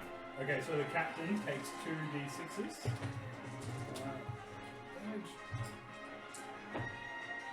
So he takes 4, 5, 6 damage. What's the other guy take half or something? Sorry, how much damage does he take? 6 some water. To the captain? Yep.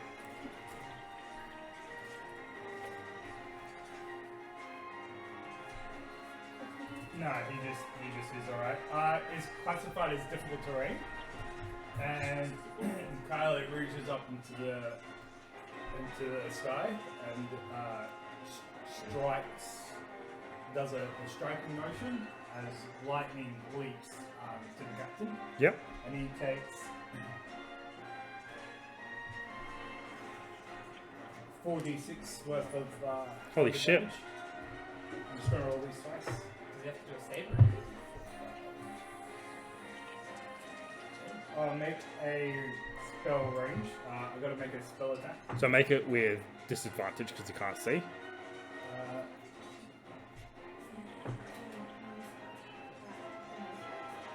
20. 20 hits.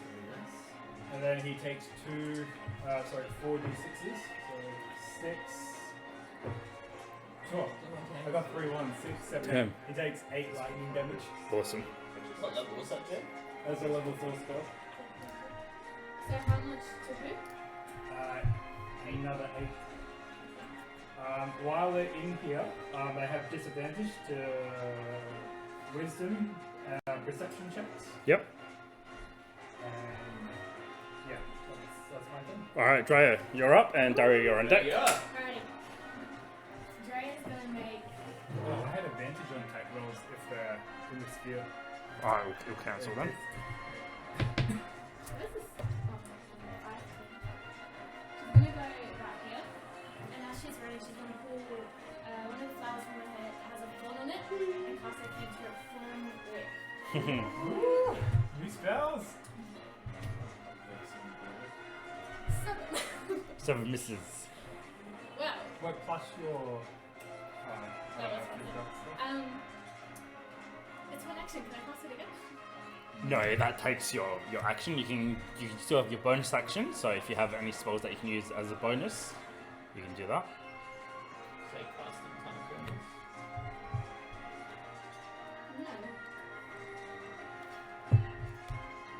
No. Alright. Dang. Yeah. Alright, Dario, you're up. Haruka, you're on deck. What about us? Yeah. I mean, I saw like I breathe fire, so surely you could do something cool. It turns into a dragon. It was like Mulan. Yeah, Mushu. Can I take a shot at that guy that Bjorn was messing with? 18. 18 hits. Guys are rolling good. I rolled a 1. 11 points of damage. And then To this guy. you'll take another shot. 18. Hits. Nice. Yep. 9, 10, 12 points of damage. Same guy. How much is he on? Yeah, I'm just marking Bardic Inspiration. Sorry. 87. I casted a spell. Yep, go ahead. We're good. So, first arrow hits. As he falls to his knees, second arrow through the neck. As he falls to the side, then Whoa. 2 arrows Holy cow. lodged into him. As he falls, Bill comes to it was like spinning and some sort of attack, it just like skids to a halt, you just see the silver mask just glaring at you. Alright, anything else?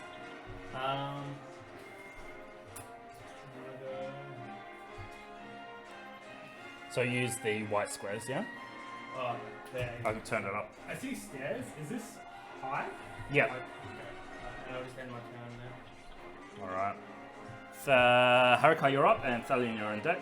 Haruka has his shield, his pistol, he's ready to shoot, and then he sees everyone else's shots go nowhere, and he's like, he can't bloody see, and he's gonna go down on his knees, drop his pistol, drop his shield, and then reach out to his pouch and pull out 4 glowing, almost like light bulbs with a propeller on top. And then he's gonna throw them into the air, and the propeller starts spinning, and I cast dancing lights. Nice. So, that's okay. So they emit light in a 10-foot radius each, and I create 4 within 120 You feet. gonna mark them? So we'll go. Swirls or something? Yeah. How far can you cast them? 120 feet. Oh, nice. So I'm gonna just go. In a 10 feet radius each, you know? Yeah, so 2 squares. So I've got dark vision to 60 feet, so I'd be able to roughly tell where they are, right? Yep. Right. So I'll put it. So, Remember, they're gonna move as well. Move the lights up. yeah. That is awesome. So I'll put it here. Yeah. It's 10 feet, so it's this. Isn't it 10 feet from it, no? 10-foot radius? What are these guys called? That's a dark Oh, elf. yeah, Captain. yeah, sorry about that. Yep. A dark elf. Chain dancer. Who's a tank dancer? You'll find out. Ooh. Here.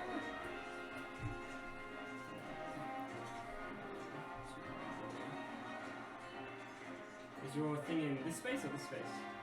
It's 10 feet away from this guy. So, So it's I'll put it like here. 1, 2, 3.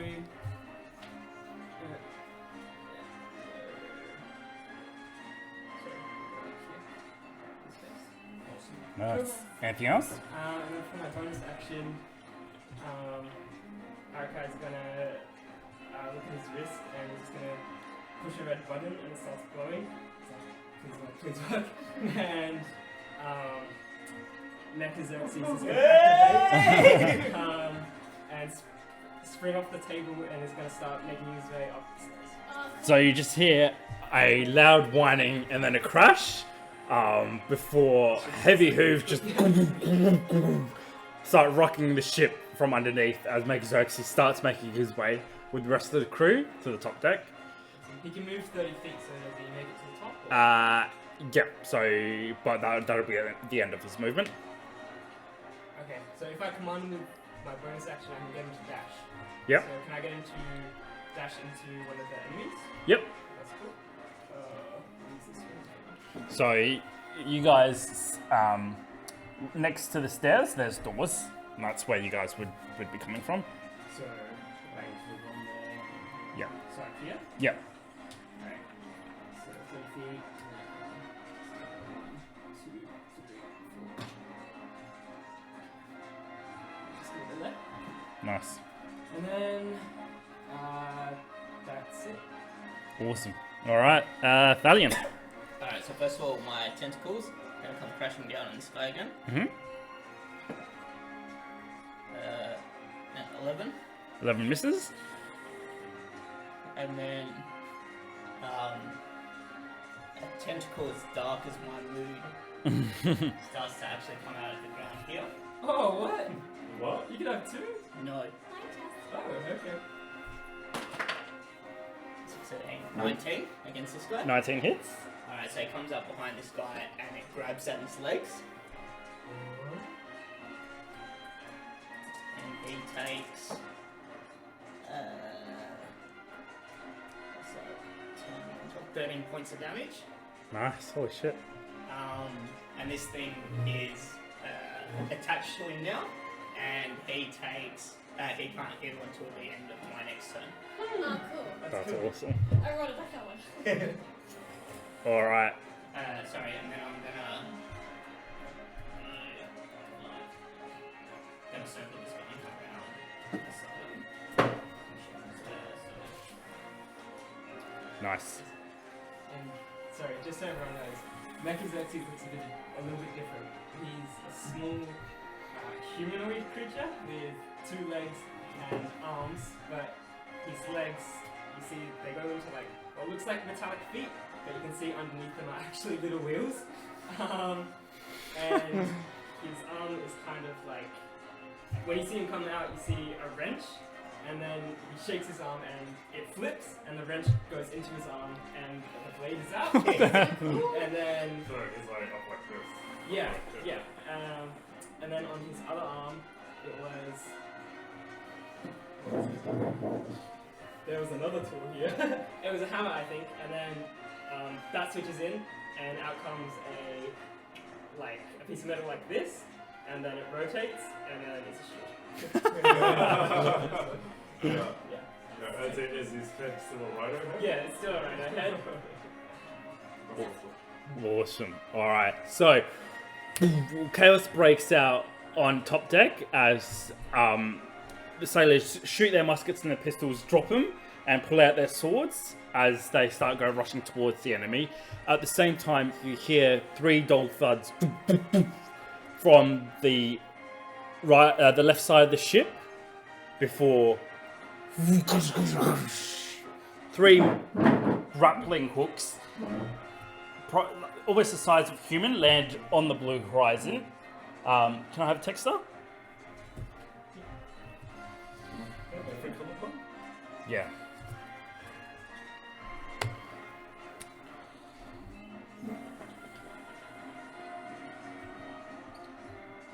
That one, please.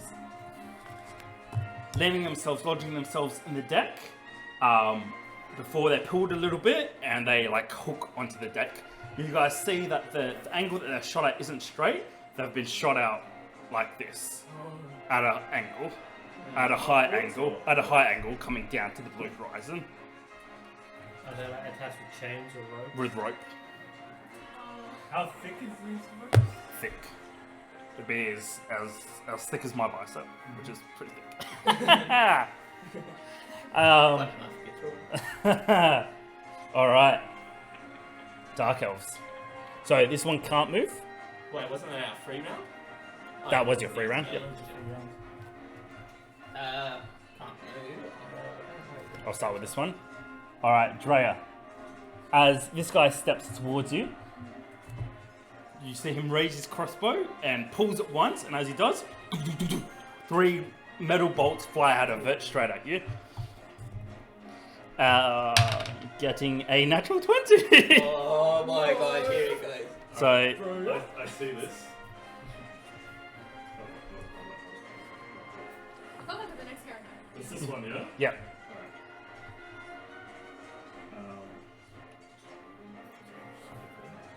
That's what I'm doing.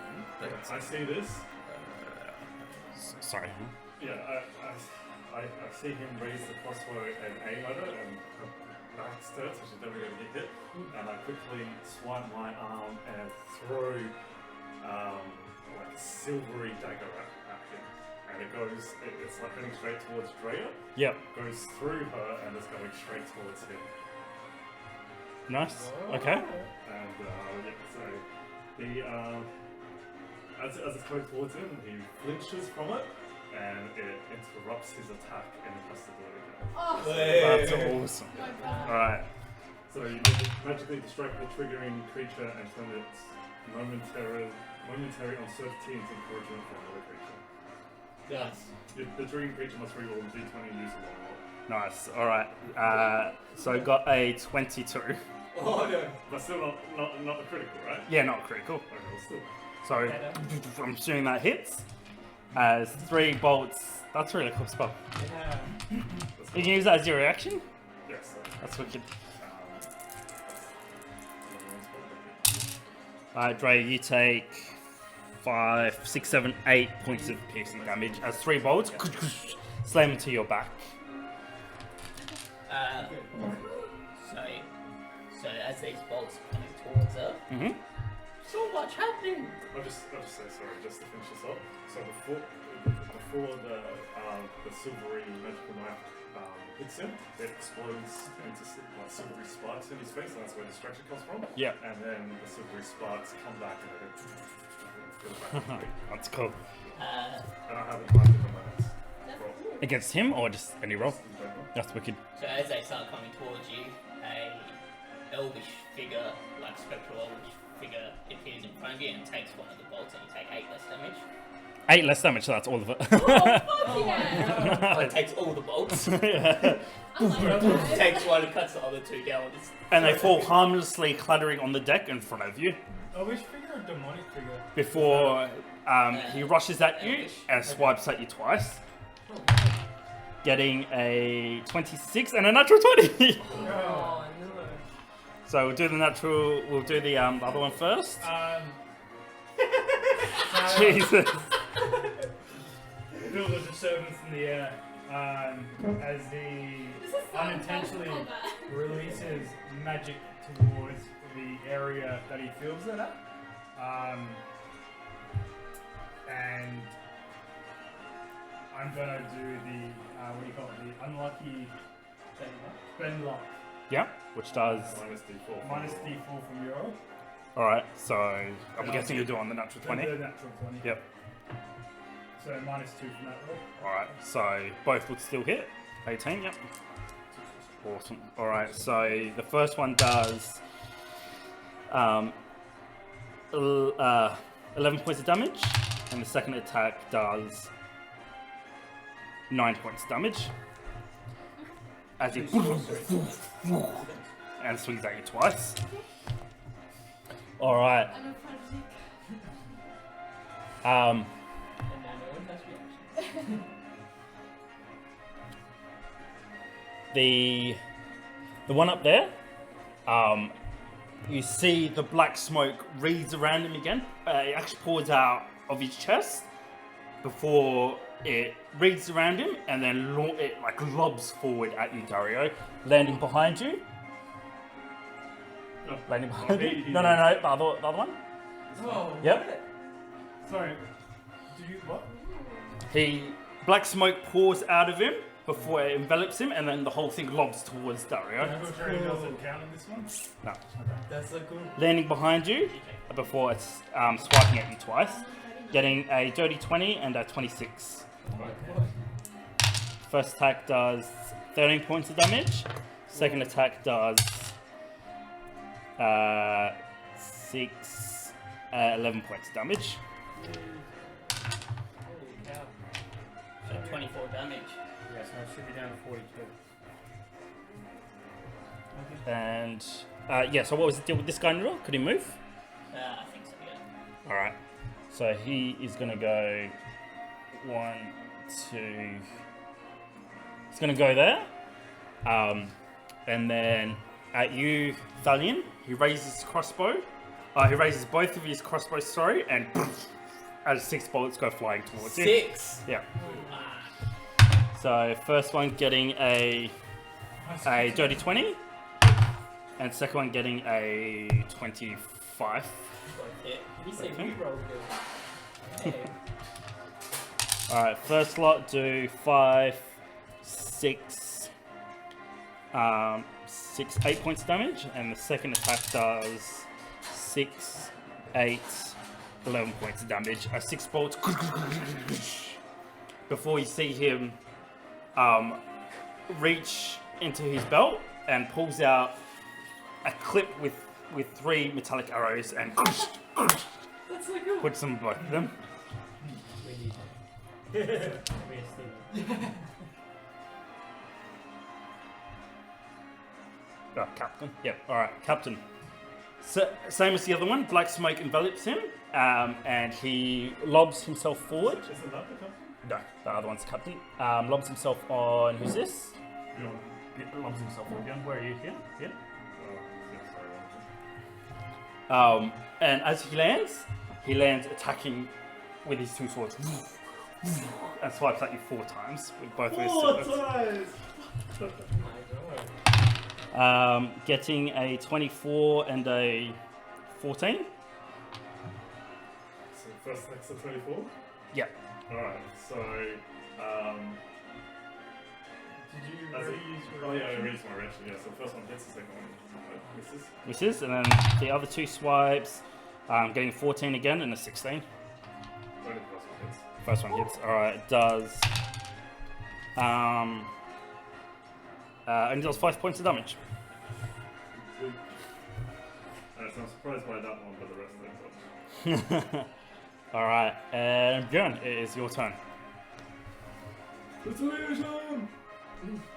Now, so as the hooks land, you see the darkness almost washes away a little bit from the side of the ship, and you guys see just at the edge of the darkness the silhouette of a massive, like I said, it looks like a floating tower.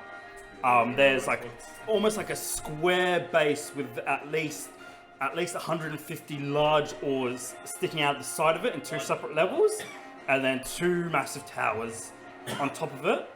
3 towers on top of it, where you guys can see blisters where these things have been shot. And as the darkness slowly seeps away, you just see whoosh, people sliding down the ropes towards the ship. What's the ballistas? Are they all next to each other, or are they on the side of the... They're on the towers, on top of the 3 towers. How far is the actual arc from us? How far? It looks like about 100 meters. Like, will they, judging by their speed, like... They'll get here next turn.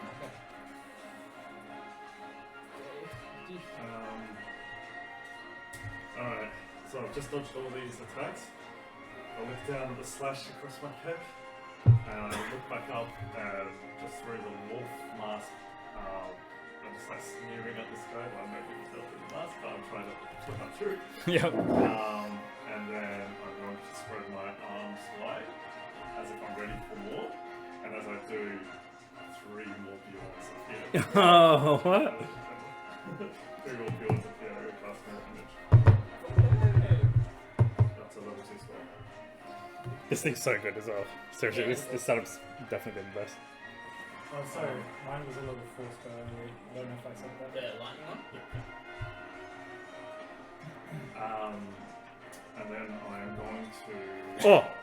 Sorry, I did... Oh no, yep, go ahead. That's all good. I'm going to dig my fingers into that gash and like dig in a little bit, cause my blood to seep out into my hand, and then I'm going to put my palm up towards him, and he sees all the mirror images of me doing it as they're sort of surrounding me a little bit, and reddish runes come out of the blood and just start going inside him, and his body swells, and you know the effect. He can't. He takes damage if he does more than 1 attack on his turn. Yep. And he has disadvantage on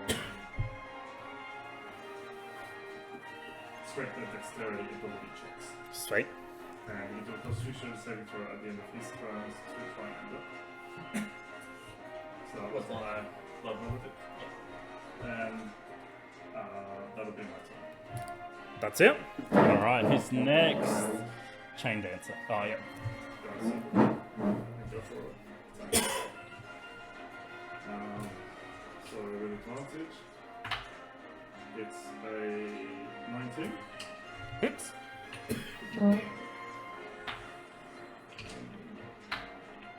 6 points of piercing and 1 point of lightning. And he has to do a strength saving throw. Disadvantage? Oh yeah, yes. Oh wait, it's a saving throw.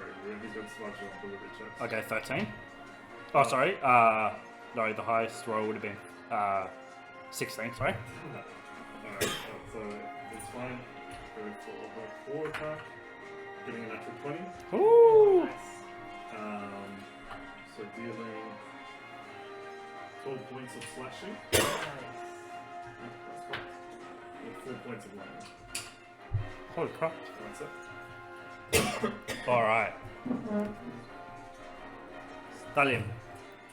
You see the warrior in front of you has a massive chain, almost similar to Bjorn's, that's got almost like broad heads all the length down it. Yep. And it's female, and you see her as she starts to spin it and dance around her. She just becomes a blur of cloak and metal. She makes an attack against you.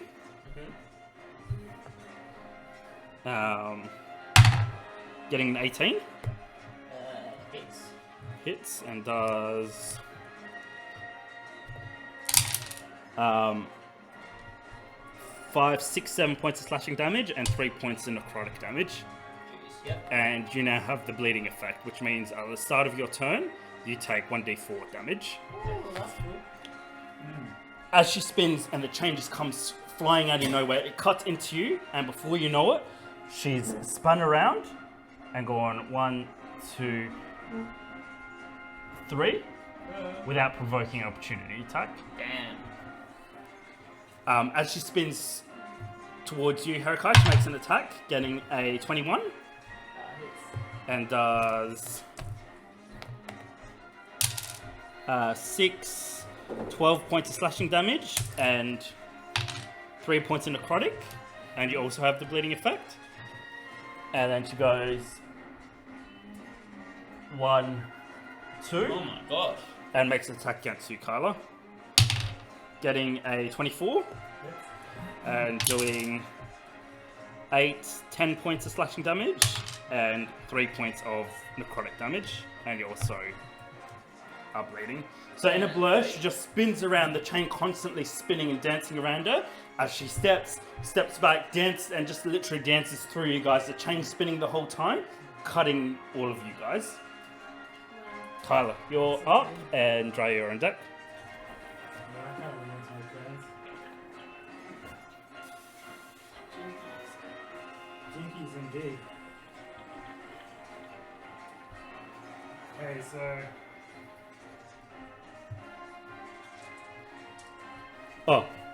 Oh yeah, it's your turn. Sorry, Kai. So anyone that starts their turn next to her takes 1d4 points of damage as well. And then you take your 1d4 of bleeding as well. So you take an extra 4 points of damage. And then 1d4. As without stopping, she just keeps dancing around. The chain always constantly spinning. So whoever starts their turn next to her and whoever ends their turn next to her. I'm on 39 total. So I rolled Like, a how two. much did you just roll? 2? Yep. I rolled a two.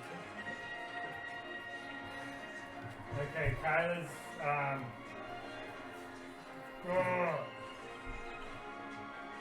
can't do this trick, but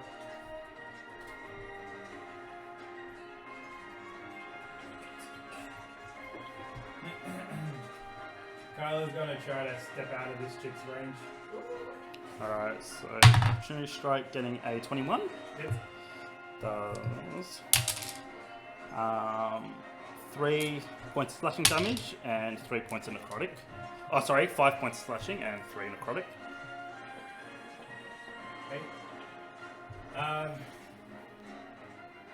Okay, Kyla just needs to focus for a bit. And those chains, he's more interested in those. I take it he doesn't see the tower or anything? Are they developing darkness? The darkness is pulled back a little bit, so you can see. The towers? Yeah, and as it pulls back, you can see the stars start to appear again, illuminating. Sorry, I was just going to say, with my magic, I'm just going to do damage to myself because I amplified it. Okay. Just roll a random one. No, awesome. How much I have? Kyla is going to focus on the thought of a firebolt, and he's going to send it to the towers, or a tower. It's a 20 feet, 20 foot by 20 foot massive like meteorite pretty much. Yep, and the range can reach, so it's 100 meters. It's 120 feet, I think the fireball is. It's a third level spell. It won't go if it's 100 meters. It's 150. Feet. It's 150 feet. I don't know if Something it, as well. I don't think it'll reach So, it.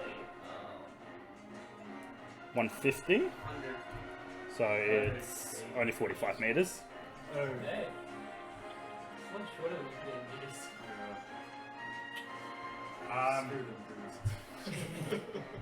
Keep in mind there is cannons on the top deck, so there's 2 cannons on top and there's 2 cannons below. In that case,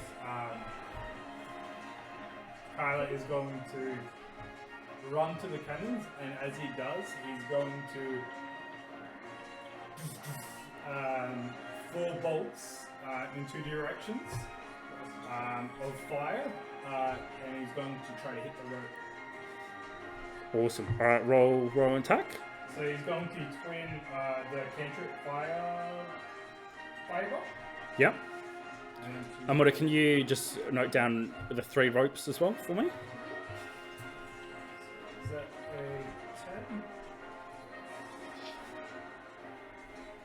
Alright, so the first rope. Do I get a roll to see if I hit? Getting a natural 20 for the first rope. That hits. Sorry, did you say 4 bolts you're doing? It's 2 cantrips, I'm just 20 it. It's, yeah. So, yeah, it's when you level up level 5, you get to add another roll dice. Does more damage, but still. It's still 1. Yeah, so it's shooting So you can't target more than one. Does that count as targeting more than one? No, I'm putting 2, because there's 3 chains, right? 1, 2, 3. So, Yeah, but you're one's doing going. 4 bolts.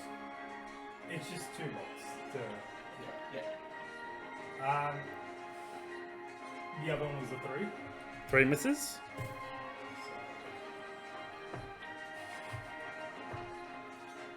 Getting a 10. Alright, so what rope was the hit? Which one did you want to hit?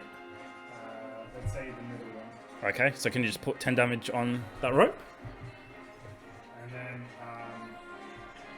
the lightning, a bolt of lightning will hit this guy. Nice. See if I hit. I got 21. Hits. And then that was...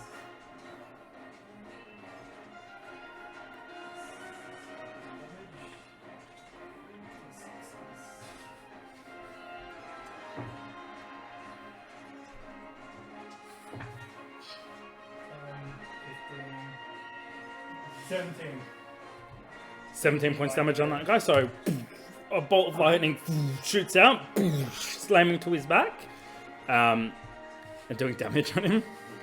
Yeah. What'd you do, sorry, Joe? The lightning bolt? No, it's, From the storm thing. bonus action for this storm. Yeah, awesome. Nice. Anything else? Yeah, I'm gonna run to the cannons. Where are they? So I've taken, I think, 5. Thank you. Same on.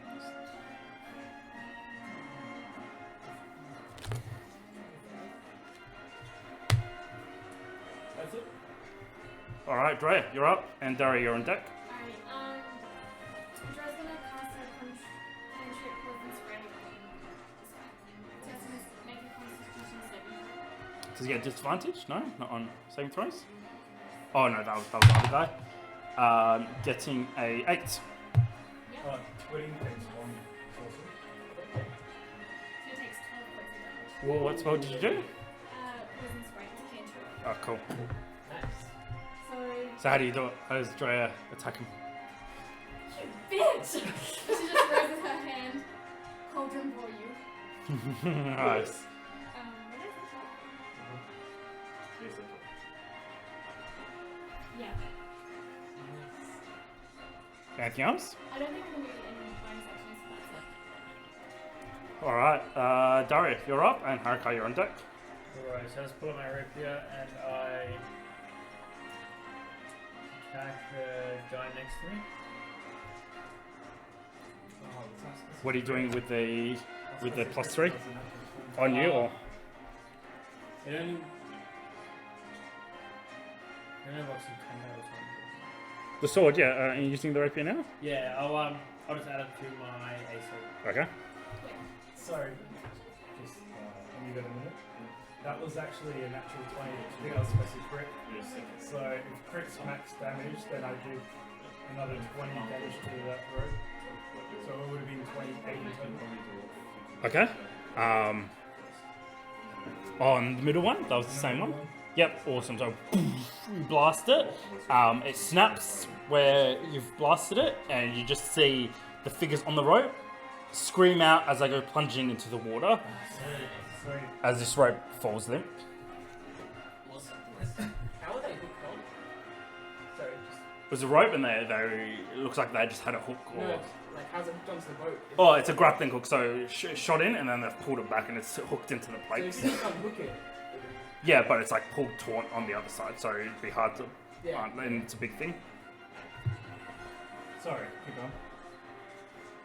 I got 19. 19 hits. Yeah.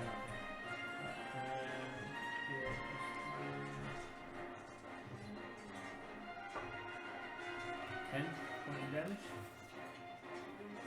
Yep. Anything else? I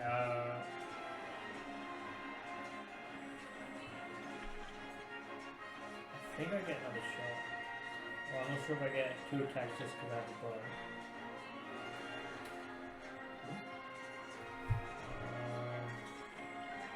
I haven't played with this.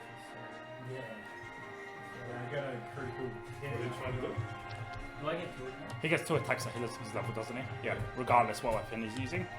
I'll attack again.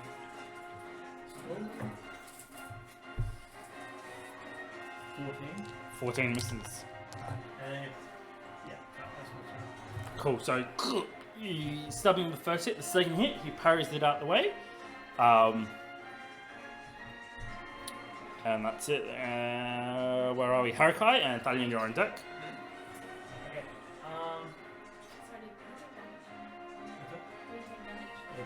So how high is this?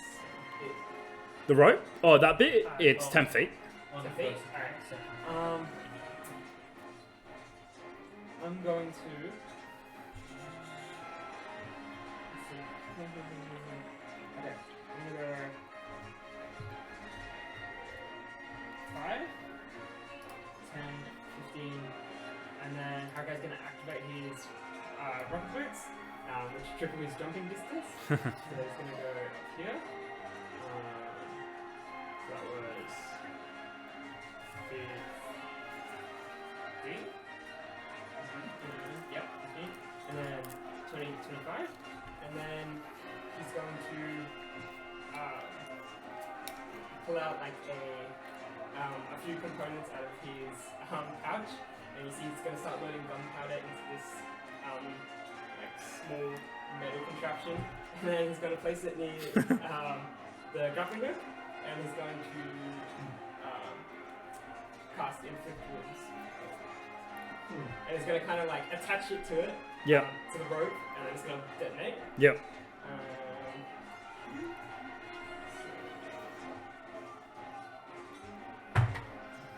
So 16.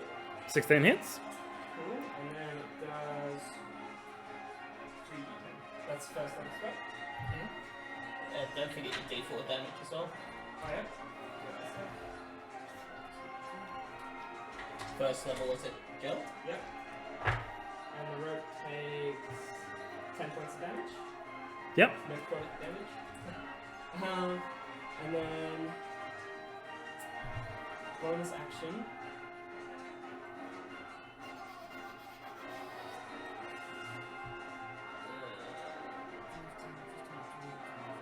Bonus action, I'm going to command Xerxes to move up to this guy.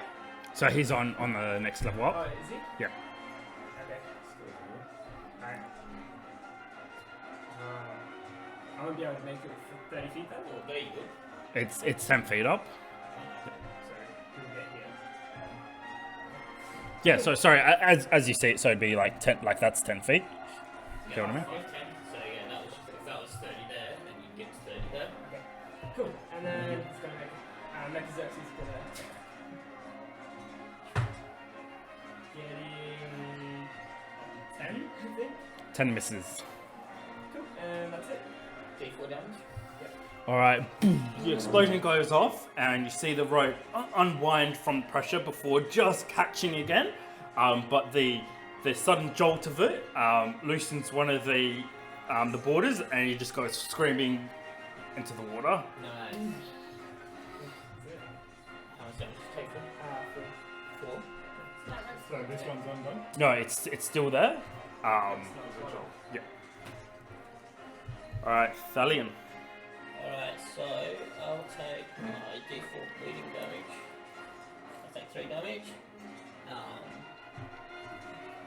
And then Dalian's gonna be pretty pissed that this lady sort of sliced through him and ran off, so he's gonna rage.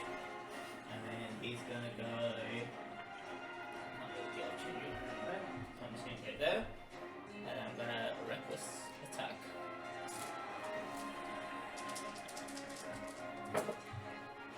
Natural 20. Hey!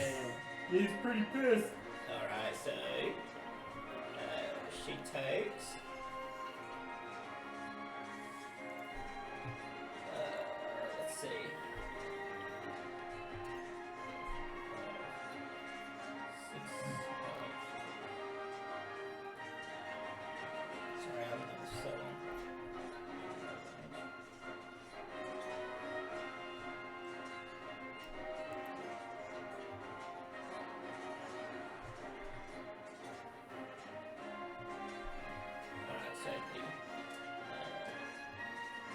So we said max damage, yeah? Yep. And then you max damage on your normal, and then you roll your additional damage, right? Oh, well, I was just maxing all my dice. Oh, okay. Yep. Well, in that case,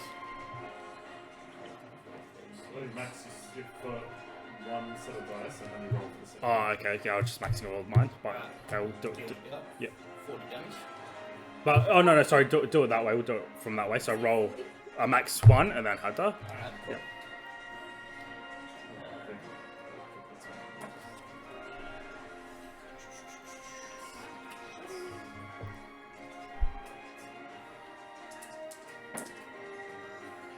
Alright, so it's 15,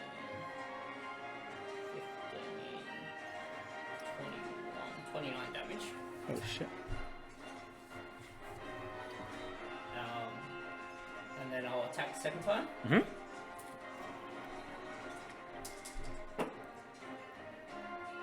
Getting a 14. 14 misses. That's it. Alright, and then because you ended your turn next to her, you take an extra 4 points slashing damage. Oh, sorry. Can I just attack the one here? So, oh, yeah. Awesome. Anything else? That's it. Alright. So, as you guys watch, a total of 9 boarders land on the boat, which are quickly charged by the crew. But as you guys look around the fray, they're normal humans, poorly armed and poorly armored. They more look like slavers that are forced to fight. And as they land, they immediately go crashing with the rest of the crew as gunfire is exchanged before swords are drawn and they start fighting each other. I try and spot Maverick. Spot Maverick, she's behind you. What's the plan? Directly behind. Yeah. Oh, can I respond? Yeah. Okay, sure. What do you think the plan is? Remove the chains, woman. That's not gonna get us far! As you hear 6 thuds in succession before the whole ship is just rocked as 6 giant bolts are shot into the side of the Blue Horizon. Can you put the Blue Horizon on there? It's got AC 15 and 500 points of damage. Sorry, 500 HP. As 1.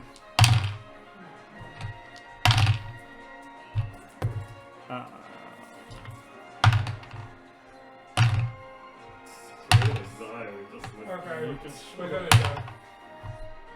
Did I tell you? Yeah, he's always got 9. something for It takes 21 points of damage. The rest of it, so just so you guys know, so ships like their ship, they have a damage threshold because they're so big. So anything under 20 doesn't damage them at all. Oh, that's cool. Yeah. We should steal that shit. So, does that mean we just take 1 damage? No, 20. No, it has to be over, and then you take the full damage. So Oh. if it's like 19, you don't take anything. If it's over 20, then you take all the damage. Okay, gotcha. So the Blue Horizon shudders as it lurches to one side before slowly rocking back. As you can see on the deck of the Dark Elf Ark, you can hear the crank of the ballistas being reloaded. And metal bolts are loaded in there for another broadside. Who's up? Dark Elves. Alright, so this one here is going to shoot at you, Kyla. Shooting twice at you. Getting a natural 1 and a 14. Miss. So 6 bolts just go hammering around you. None of them hitting you. As his action to reload him again. This one here on you, Drea, attacks you twice. Getting a 12 and an 11. 11 misses and my AC is 12. So that one hits, doing 11 points of slashing damage. Nice. That is bloodied. And the one on you, Dario, attacks you twice. Getting a 16 and a 15. Both miss. Nice. And that is it for those. The captain Alright. So he takes damage if he makes more than one attack. He doesn't know that, so he spins around, and in a flurry of blades, it places 2 on you and 2 on Gaia. So first 2, a natural 2 and a natural 20. On Gaia? on Gaia. Yep, so 6, 9. I'm going to flash my dagger and explode it into his face. Force again to Reroll? yeah. Nice. A 11. That's a miss. Alright, and then the other 2 on you. And I'm gonna put the advantage on the guy Okay. already. Getting a 22 and a 16. The 22 hits, the 16 misses. Alright, doing... Oh wait. He has to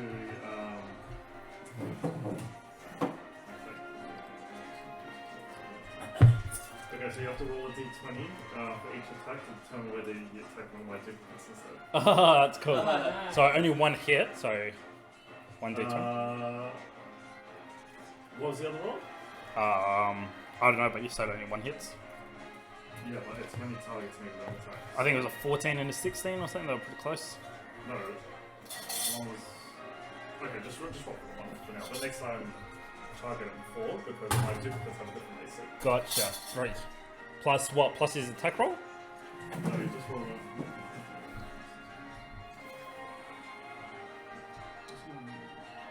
Oh wait, I rolled a d20. Sorry. That's alright.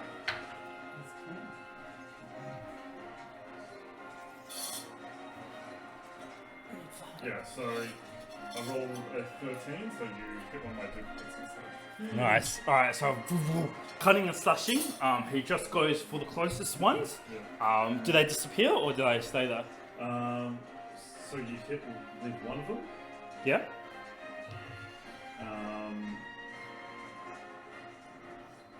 And it's destroyed. That's cool. Alright. His last attack, he steps through one as it explodes in a puff of magic. Frustrated, as he glares at the other 2, he's going to use an action surge to attack another 4 times. Oh, wow. Alright, I'm just gonna. So he takes 8 points of necrotic damage. Okay. So the thing that the reaction is that spell. So Yeah, Is this Captain? level 1. Yeah. Alright, so again, placing 2 on yeah, you. they took 8 points of necrotic, yeah? So the 2 on Gaia first of all, getting a 22 and a 13. 22 hits. Yeah. Doing This is a lot. 12 points damage on her. How much? 12 points slashing damage. Well, did you hit it before as well? Shit. No, I didn't. And then the other 2, so what do I do now? So, you're targeting me with 2 attacks. Yep. So I'll roll for both. Okay, so one hits me, one hits a duplicate. So, alright, So still roll them. The first one hit a duplicate, so that's how I. Oh, and then I just roll normally for you. I don't still roll for the No, dude. you rolled to hit them as well, but you've targeted one of the Oh, duplicates. gotcha. Okay, One so of them, and you've successfully targeted me. so big dice is duplicate. Sorry. Big dice is duplicate. And I got a natural 20 for you. And the duplicate is 23. Okay, so not duplicate goes down. Fuck me. So, frustrated does the 2 against Gaia. What's his full attack? Oh wait, I've used my reaction already. He stabs at the duplicate, and then as he sneers at you, the last one's still there, he just slashes with quick speed and whoosh across your chest with the same attack, doing... Not duplicate, just so you know. Oh, does he? No. Wait, oh yeah, you got 3. Doing 10 points of slashing damage against you. That's not too bad. Wait, did you do the crit? Yeah, you just... Oh wait, no, oh yeah, so that would be... So max damage on Yeah. one dice and then you roll Yeah, the so it'd be additional 12... Plus 10. 12, 13, 13, 14. It'd be 17 points slashing damage, sorry. dice. Because he gets 2d6 for his attacks, but I wasn't doubling them, so yeah. Wait, so it's critical, you double it? Yeah, you double your dice, and then you max out your original and roll the other one. It's like D12 plus 1. Oh, but he takes. But then you re-roll. Because technically that's another. Yep. Takes another 5 points of necrotic damage. What's the honor model? Captain 44. He just took another 5. Five. Alright, so as that one, he falls to his knee for a second before getting back up, satisfied that he's finally hit right. But he looks bloodied. Alright, you can do a constitution saving throw. It's still out good. A 15? Passes. Sorry, he's... Oh, that thing's gone. Yeah. back a little bit. Awesome. Still got a bit better. Alright, and then it's your turn to retaliate. Oh, yeah, that was...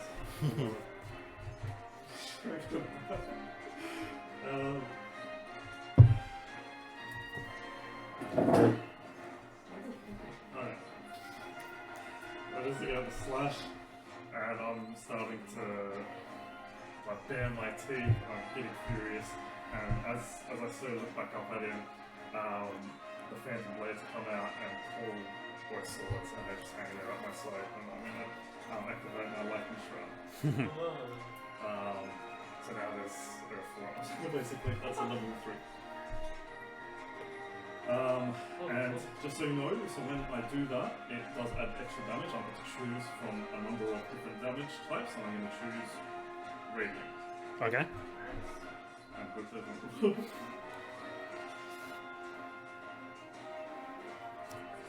Okay, and then going in. Alright, okay, with advantage.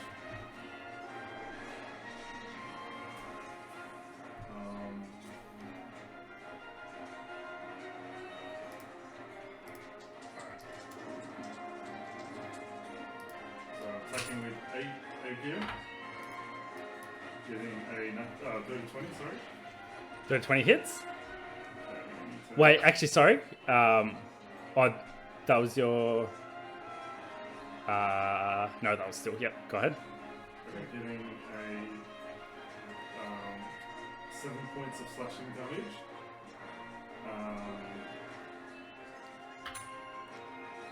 4 points of radiant damage.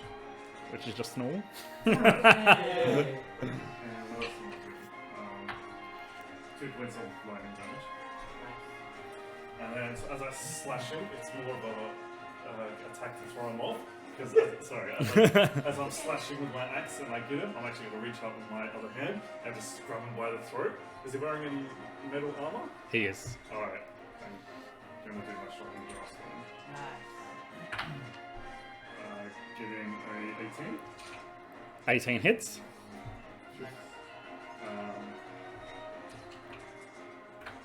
Which does 5 points of lightning damage.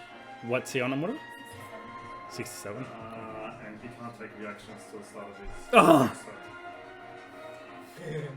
What was that? Okay. That sounds like a good thing. That sounds like a really good thing. He's just about to do something cool! That's it for Alright, who's up next? Dancing. Gaia. Do the people come in off the ropes? Yeah, they've landed, but the crew's fighting them. Oh, okay. I just want to see if my weapons. Well, it says any attack you make. It doesn't say it has to be a melee attack for my shroud. So when I've done the shocking blast, my shroud also hits for another 2 points of radiant. And he can't take reactions until his next turn. Yeah, and he also, because of my shroud, he can't regain hit points until the start of my next turn. And his speed is reduced by 10 feet. Oh, So the guys get attacked. Going in for a bite. Getting a 24. hit. Uh,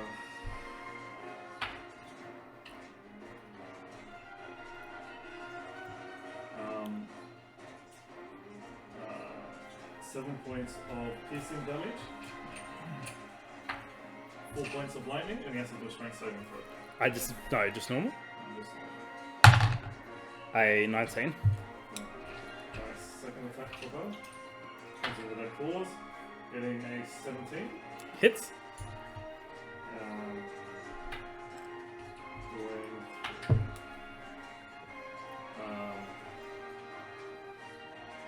Doing 7 points of slashing and 4 points of lightning. Holy shit. and he's on. 108. Looking real bad, real bad. As Guy claws at the back of him, he falls forward and like tries to swipe at her, and he's on his like not on knee, but like is supporting himself with one leg now. Blades out to you guys. Anything else? Okay. All right. Chain dancer, where is she? Alright, she is going to go.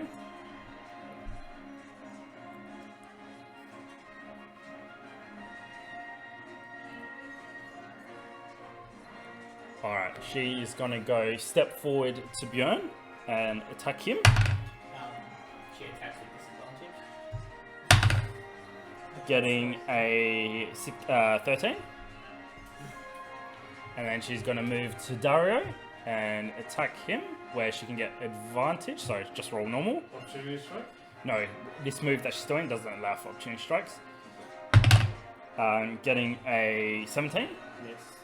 And then she's going to go spin around to you, Thalion. And do her last attack on you. She gets advantage against me. Getting a 16. Miss. Alright, that's her turn. Now remember, again, anyone that starts her turn or ends her turn takes 1d4. No, that's on. Oh yeah, your turn. Yeah. So I take 3 points. Wait, she needs to. No, it's the Cypher's turn. Dre, you're on deck.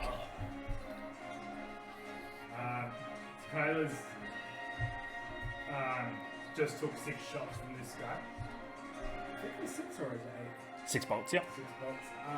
He's going to actually duck beside this cannon for cover. Mhm. And as he does, he's going to bring out his healing staff and just whack it on the ground. And as a cloud of like a green aura waves through the field. Mhm. And I'm going to direct it over here. And it's a 30 feet radius. Yep. And I've counted it earlier.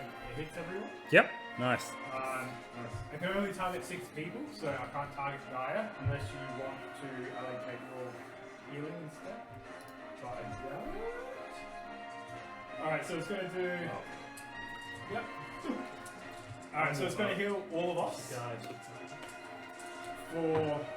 That was a really, really bad roll. 4, 5, 6. I got a 1, a 2, and a 4 out of D8. So that's 4, 5, 6, 7 plus 4. 11. So how? 11. Still good. 11 points. Everyone. Good. Thank you.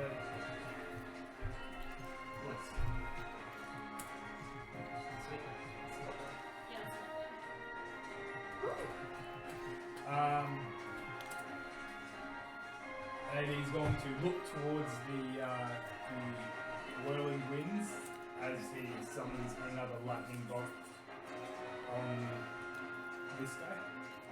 Mhm. The captain.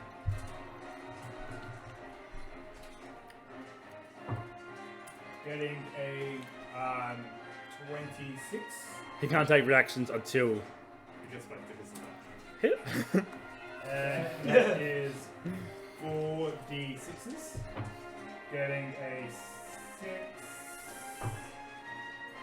Really bad roll. 6, 7, 8, 9, 10. 10 damage. How do you want to do it?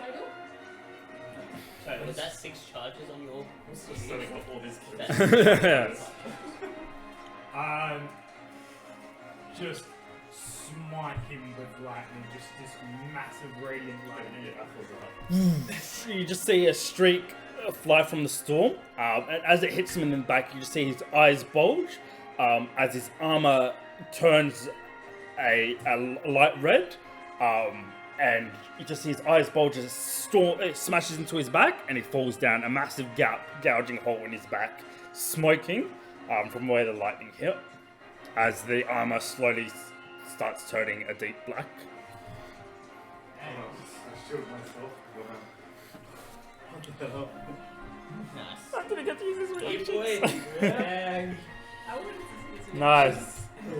Anything else? Yeah, I'm just gonna duck behind cover. Alright. Yep, so I'll give you half cover, so +2. That's it. That's my action and my bonus action. Drea, you're up. Alrighty. Daria is going to cast Light, which is a 4th level necromancy, and has to make a constitution. On that guy? Yep. That little. Getting a 12. Okay, can someone add this up, please? 1, 7, 8, 1, 9, 7, 16, 1, 17, 1, Oh no! 4, 22, 7. 29. So Dex 12. Holy crap, so what do you do? What do you do? You got like 4 ones, right? That's crazy. 29 to that little bitch. So what's he on? 29 plus 12. So Damn. Dang. How did you do it? What was it? Oh, okay, so Drea,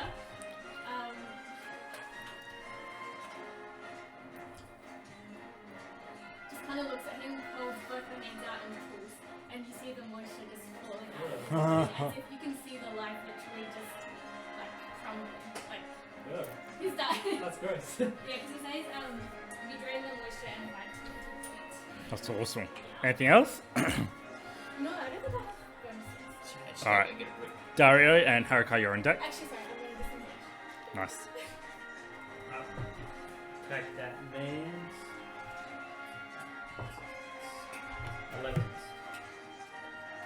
Misses? Oh, so I'm going to add 3 to my AC. And 15. 15 hits. What are you targeting, sir? So don't you go to disadvantage if you're are you shooting? No, he's attacking his weapon. Oh, okay. 5.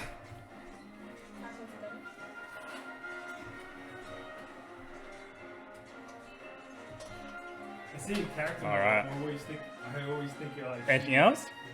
That is fine. Alright. Does he get an opportunity? What do you mean? If I move away, he gets to talk. Yeah. Um, Alright, Harukai and Thalion, you're on deck.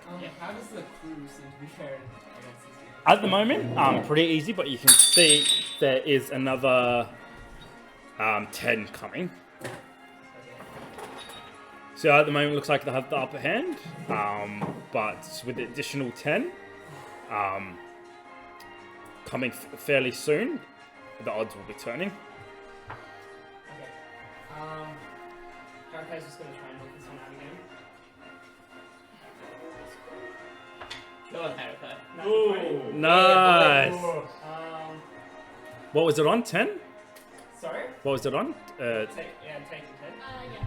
And what's your? It's gonna do 13 automatically. What would you do? Did you hack at it? Yeah, I just knocked out the the hook part. Yeah. Just whacked it out with my hammer. Cool. So you hit it. There's a loud ping as it comes undone, and you just see the 5 humanoids that are just about to land. The first one smashes into the side of the blue horizon, as the rest scream as they fall into the raging water below. And Like an acid explosion that starts to rust Yeah, it all, and then yeah. just like Yeah, I was imagining like Haruka goes up there, he sort of calculates the angles, puts it there, steps back a couple of steps, gets his hand ready. Yeah. So is it a free action to switch weapons? you can stow and draw one weapon during an attack. Alright, well, I still have one more attack. Is that 2 attacks now? So, can I stow my hammer and pull out my pistol? Yep. Is that possible? Alright. And then I'll take a shot at that guy. Go ahead. Actually,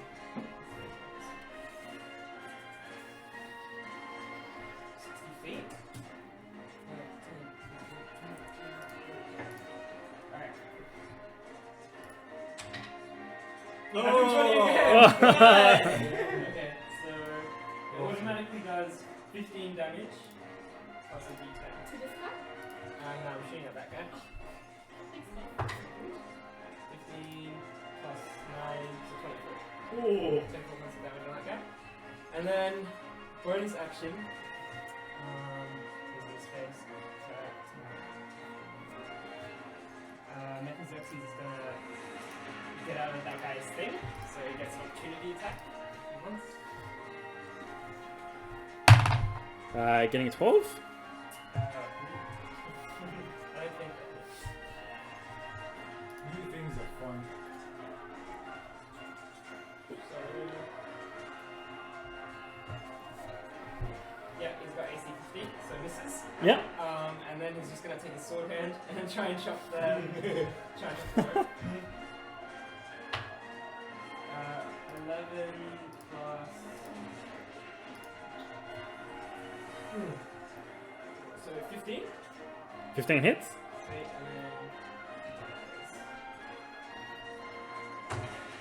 then 9 points damage.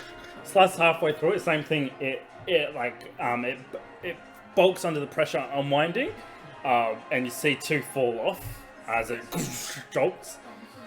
And then that's it for my turn. Galleon. Alright. 9. So my tentacle's gonna come over here, crash down on this thing. Getting 22. 22 hits. And just remember, you'll take 2d4 damage because you're starting to turn next to her as well. Gotcha. Yep. Does 6 damage. 12 damage. If that makes any difference. 6 damage to the chain dance armor. And then I will attack her. Getting 25. 25 hits.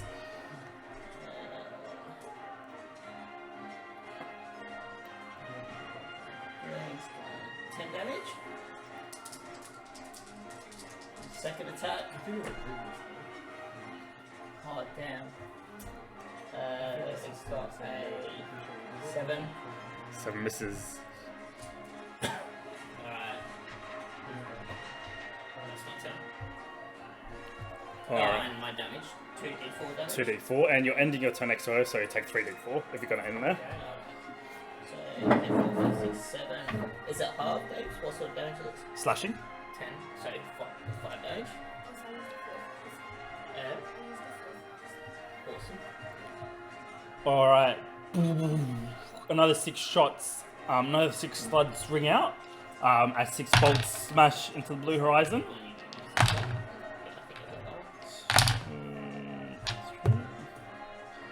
Doing.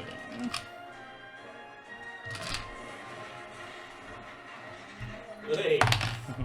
This thing's wicked.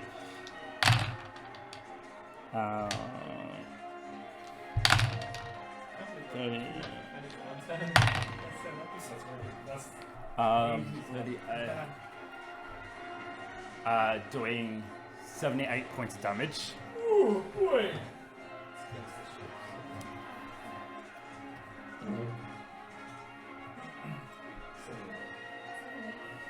Is it 78? 78, yeah.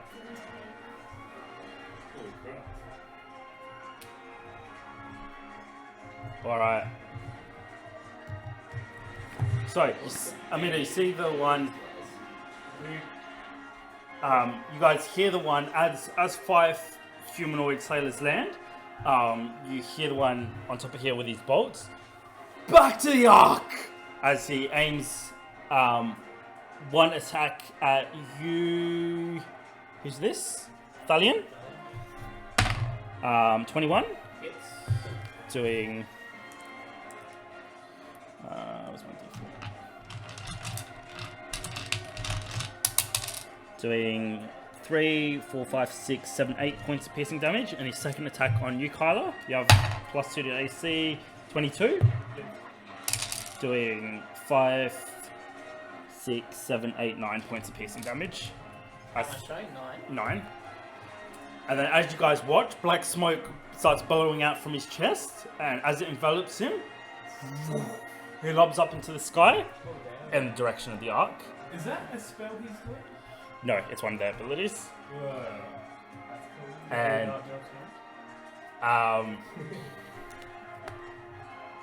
it's something they have on them. Drea, this one takes a shot at you, getting a 14, Hit. doing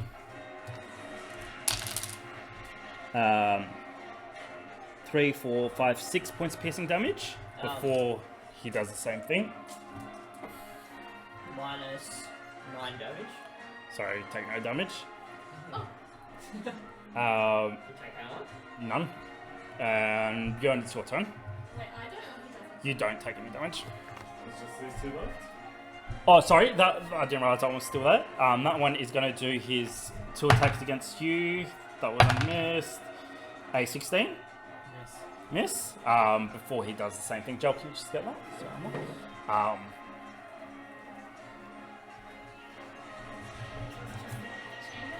yeah, Bjorn, it's your turn. I see them all running away, and before this chain dancer lady can do the same, I'm going to hook out my whip from his crew and try and like around it. Yes. I'm going to use my advantage for my silvery dot for the dagger. Yep. Giving a 25. 25 hits. She needs to make a strength check. Correct. Getting a 18. Right, she takes 2 points of slashing and 2 points of lightning damage. What's your number? Sorry. Sorry, so she takes 6 points of slashing damage and 2 points of lightning damage. Yeah. Oh, and then keep getting the shroud as well. 7 points of radiant damage as well. 16. And then I'm gonna engage her Mm-hmm. and do the rest of my Can I 18? 18 hits. 8. Okay, alright, so this takes 12 points of slashing damage, 5 points of 5 points of radiant damage, Holy shit. and 2 points of lightning. You guys are so strong. And then I'm gonna go for my final attack and raise the phantom arm's gonna raise the sword Yep. and bring it down with a smash. For a booming blade. What'd you get? Misses. Is it Equal damage. You take d4 damage because you end your turn next turn. D4? Yep. I should do opportunity attacks. Yes. 2 points damage. Alright. She's gonna chain dance again, and she's gonna move 1 towards Dario and attack you, Thalion. If someone can move it 1 square, getting 24. Hits. Does 3, 4, 5, 6 points of slashing damage. And then she's gonna go, so there, then 1, 2. Oh, go ahead, go. Oh, do you wanna? Is that okay? Because then I would. Is that okay? Yeah, go. Okay. She moved, or did she do a vanishing thing?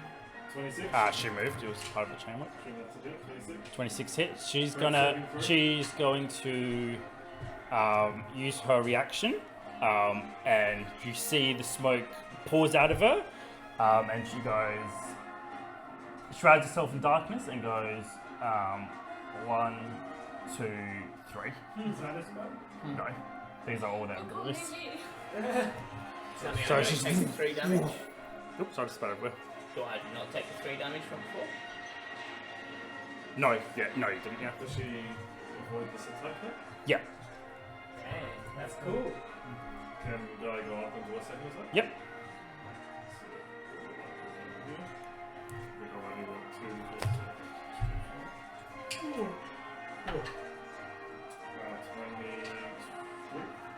23. 23 hits.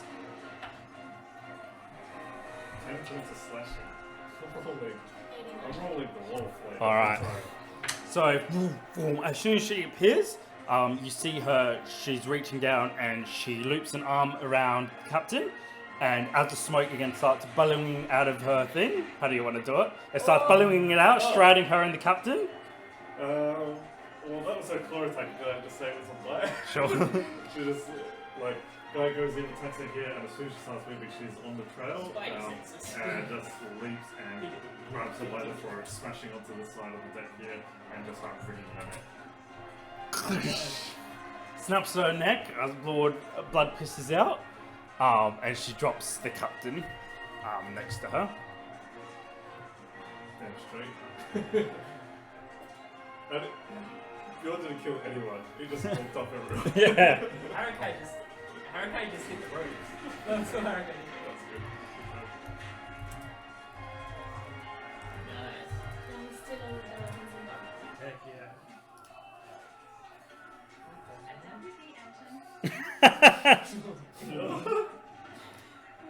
Sorry, say that again. Yay! Kylan's gonna light the cannon. Sure. Make a ranged attack, so d20 plus your dex. Oh no, sorry, d20 plus your intelligence. And I'm gonna look.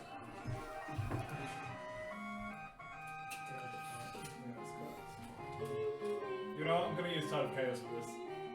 Okay. Don't kill anyone. Did you roll with advantage? Yes, so that's 18 and 19 plus my intelligence. Yep. Well, that would hit. Okay, I'm going to. And then the damage is 4d10 4d10. Alright. To the ship. to the ship. Sorry, 4d10. Close up on him.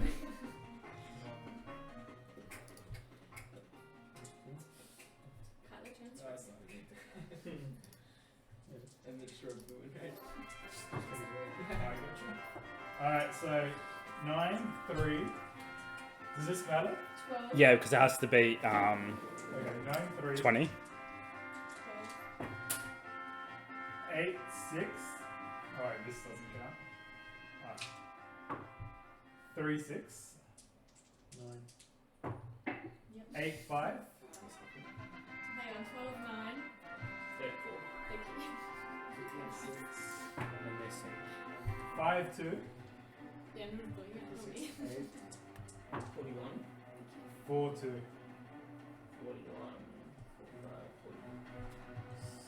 45. 47. 47. You light it off, and you can see as soon as the black streaks land on the arc, the last rope goes slack as it's. Oh no, did you cut all of them? No, this one was here. Yeah, the last rope goes slack as it's cut from the other end, and you just see the ship pull hard to the other side as the oars that you guys can see on your side start going backwards, and the oars on the other side are obviously going the other way to start spinning the ship. And as it starts moving, you hit it mid-center, and you just hear screams as a cannonball rips through the ship. Nice. The cannon just flies past you, and is like restrained by the rope, so just kicks before coming to a still stand next to you, bellowing smoke out all over you, and you've just got black powder, smoke all over your face. That's extreme. As the crew finishes off the last of the boarders, they just start cheering as the last of them jump overboard. As they start cheering at your shot.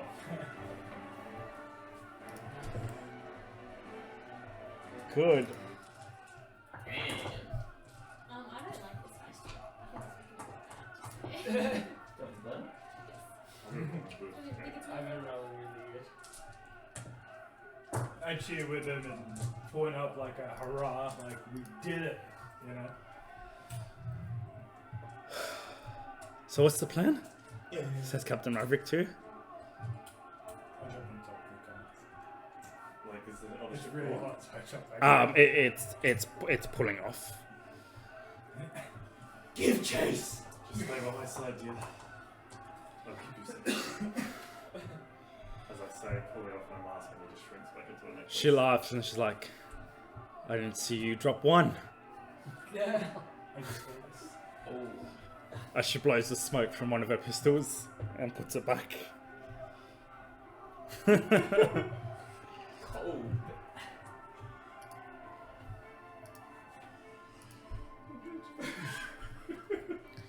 The sailors go around to you guys, clapping you guys on the back as they immediately begin looting and searching the bodies that are left on deck. Blood and damage is all over the deck of the Blue Horizon. And there's a few casualties, 1 dead on the Blue Horizon and about 6 wounded. And immediately sailors begin attending to the guys, helping them up, you know, giving them rum, checking on their wounds, adds cheers and everything. Goes up all around you guys. Cool. So I'm gonna just ignore Maverick and lean this. And I'm still like we just finished the battle, so there's still a bit of that Adrenaline. and like fighting instinct. So I just sort of just brushes past me. Put my axe back in, wrap my Japanese coil, and I'm going to go to the bodies of the darkness. Alright. As you clearly ignores her, she rips off a piece of cloth off one of the intruders, wipes her blade, and she's like, "Aren't you glad you're on the Blue Horizon and not Captain Pegleg's shithouse?" No? Didn't think so. Did they do anything? Who? They, like her and her crew. Yeah. Yeah, you saw her take down at least 4 of the boarders herself. Plus, Captain Pegleg had no cannons. And it was a smaller ship and smaller crew. Less slip though. I can always throw you overboard. I'm sure the drow would be happy to pick you up. Strap you to one of their oars. I just ignore him. I'm investigating the body. Alright, make a... No, that's alright. So which one do you want to investigate? The captain or the... Captain, I think first. Alright, Because he was the one I spent the most time with. alright. So...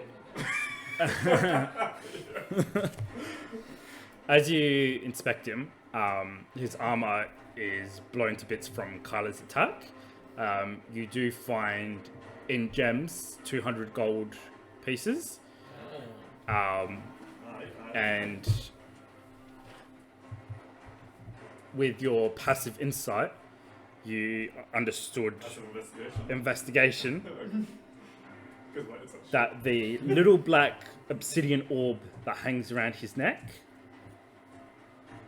was obviously the one causing the smoke and allowing him to, or actually just causing the smoke and shrouding him. Alright. I grab that in my hand. It's big. It's just bigger than a marble, smooth, and completely black all over. I put a light in it. I use my prestidigitation. And The, it looks solid on the outside, but you shine your light through it, and there's just breathing black cloud all in it that shines through. And as soon as you take away your prestidigitation, it just looks solid black. Alright, tuck that in my belt, and then I'm going to reach into the hole left by Kyla and just touch some of the blood. Is it red? No, it is a deep black. Can I see what's there? It smells metallic. Is it? Tastes like blood. Tastes metallic. Is there any magical properties to it? His blood? No. But the only other thing that you do notice of worth on him is a deep green ring on his finger. Elegantly, like the stone is nice, but the actual band itself is carved. It looks like a sea dragon eating its own tail.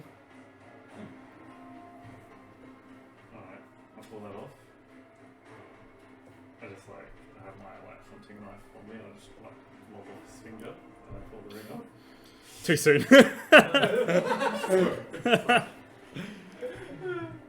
You slice off his finger, and pull off the ring. Yeah, I'll just throw his figure behind my back. You guys are all witnessing this. I want to go start looting my. What? I'm just gonna loot. I get another one. Yep. So I'm not really paying attention. What's with the ring? Anything special? Make an investigation check. Kyle's gonna Is history? I mean, Faye being the bed. No. Right off the bat. 19. It is a wedding band. You're a monster. But not magical in any other way. No. Kyle's gonna is there a group of wounded you were saying? Yeah, there's 6 wounded off the Blue Horizon. How bad do they look? Not bad enough near death, but they'll you need a couple of days rest. Probably about probably take the rest of the week off actually. Kyle's going to go towards him, and he's going to use his charges of his healing staff to heal the most needed. Okay, awesome. All right, so the most needed, although he'll live, he is pretty badly wounded. He'll probably need to be out for a few months. So use your charge, and then what do you roll? For this one, I will roll. D8 plus 4. Yep, awesome. So with whatever healing you're going to give him, that'll reduce his time off substantially. 10 points, awesome. Yeah, so, probably a week like the rest, then it should be alright as you stitch back the stab wound on the side of his belly. He winces as someone pours rum down his throat, and he pulls you in close. Adrenaline is still pumping, and he just kisses the side of your cheek. Thanks for the advice, but He doesn't speak. Ah, And he opens his mouth, and you can see his tongue's just been chopped in half. unfortunately, I can't fix that one. I just spent some time. Yeah, Turning to the rest. Say use 2 charges. that was just one Oh, charge. 1 charge. Yeah. Sorry. Yeah. Awesome. So you were looting. Yours didn't die. The one next to you. There's the chain and the other. There's one more. Elf. The first one I died. Yeah. So which one did you want to loot? The first one. Awesome. So you get a black orb as well, and you also find 50 gold on him. Yeah. And he had the repeating crossbow as well, Nice. The only thing I want. with 8 clips on him. Nice.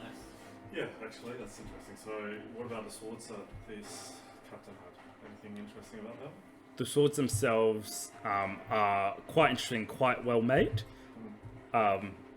And if you want to spend some time with them, you'd be able to figure out some properties. Sure. So I can't tell what metal they are. They're standard steel, but they are enchanted. I can identify if I spend 10 minutes. Okay. Yep. But I suppose if I do one sword, would it be the same for the rest of them? No, they'd be his ones were the only magical ones. No. Yeah, sorry. I meant like if I identify one of his swords, would I identify them all, or would I have to do them separately? You'd have to do it separately, but in this case, they're both the same. Okay, cool. So I'm gonna collect both swords. Mm-hmm. Anything else that's interesting about this guy? No, that's all. Okay. I've told you. What I'm really interested in is that chain that Mhm. the other chick was wielding. Mm-hmm. So if no one else is going to do anything, I'm going to move to the next body if that one's done. Yep.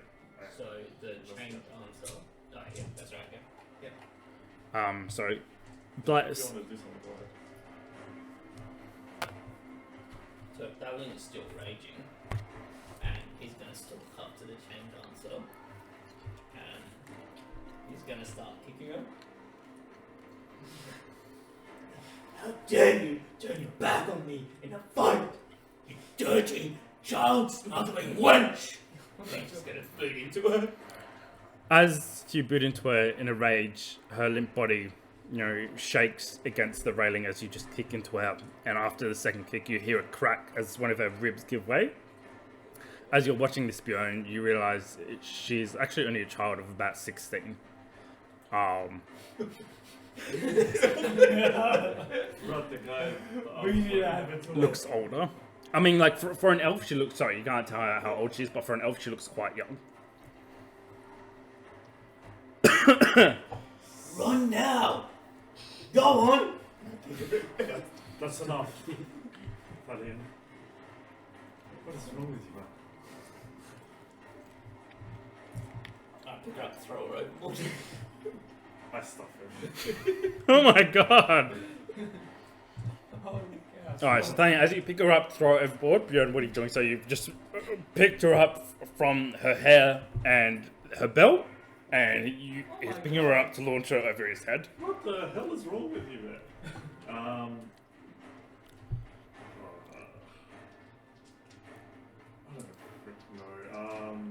I don't want to hurt you. I'm gonna be like, what are you doing? Stop! And instinctively get Gaia to go up and like bite onto his leg. Alright. And I'm gonna, grab his arm. Alright, Gaia grabs onto your knee without really digging her teeth into your leg too much, but she twists to bend your knee down, doing her best not to harm you. But growling loud as the body slips from your hand, and Bjorn, you Get out of a guy to back and turn around, put on the ground. yeah. Do I see What's this the matter with happening? you? Yeah, everyone's seeing this. As this is happening, I start doing a small jog towards him. Drea is looking for us. Do you call out or anything? You just hear choking above, and you look up, and he's just sitting on the crow's nest. In his hand. The actual dart in his hand. And he's standing on his hands, and he's he's got his hand out like this so the rest of the skinks stay back. I'm so proud of her. Honestly, she just starts crying. I raised you well. She's just like, calm down now.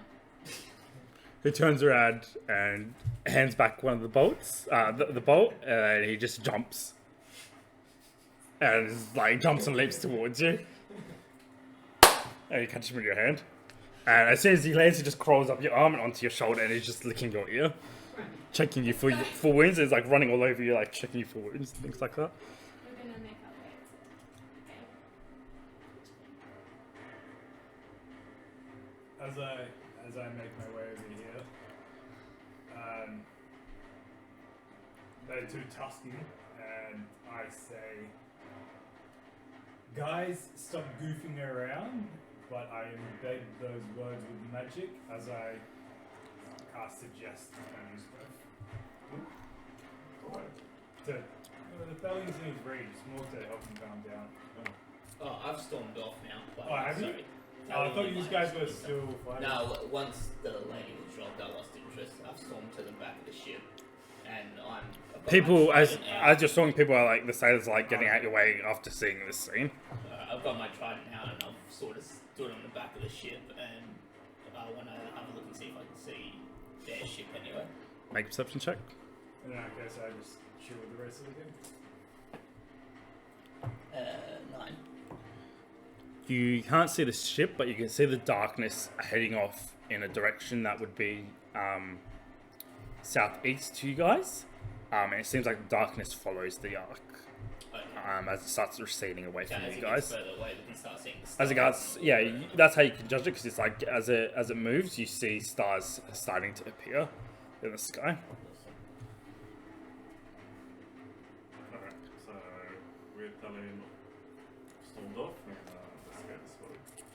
Alright, so you find Black Orb on her, the chain obviously.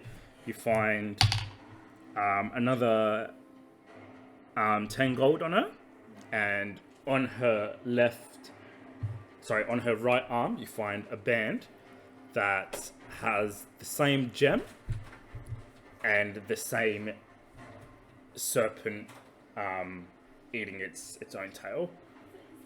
A ring or A band, or the other one was a ring. correct. The other one was a wedding ring. This is a band. So I get 10 gold. You said. Mm-hmm. Is that one a pencil? 10 gold.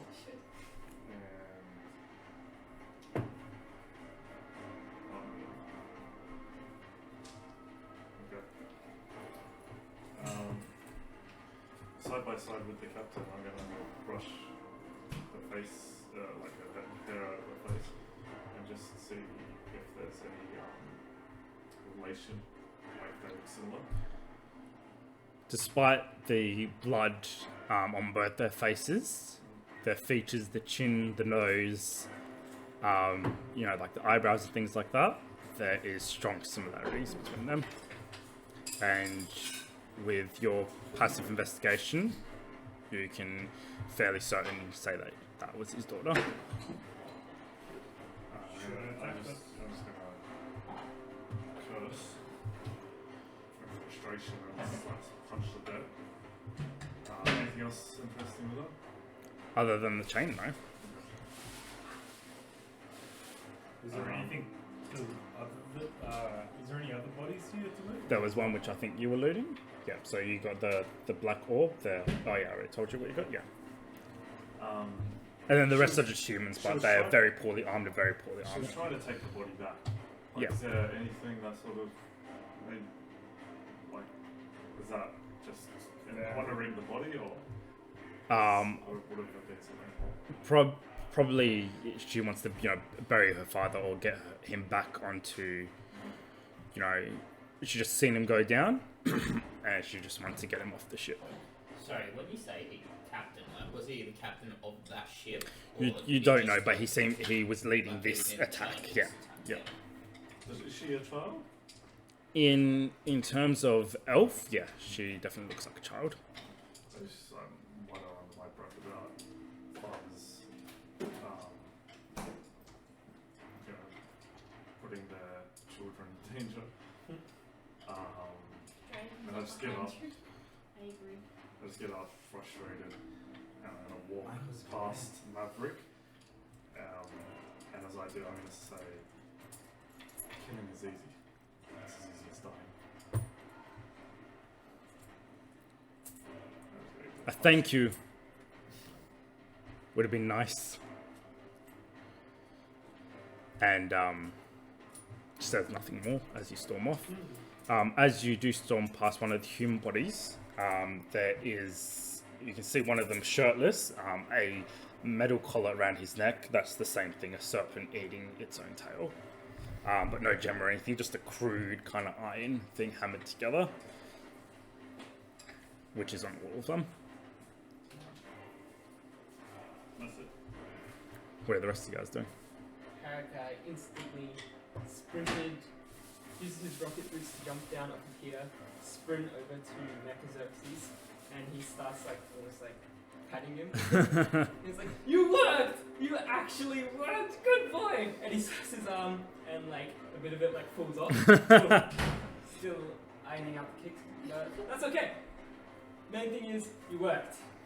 You realise it's leaking oil as it starts spluttering. Okay.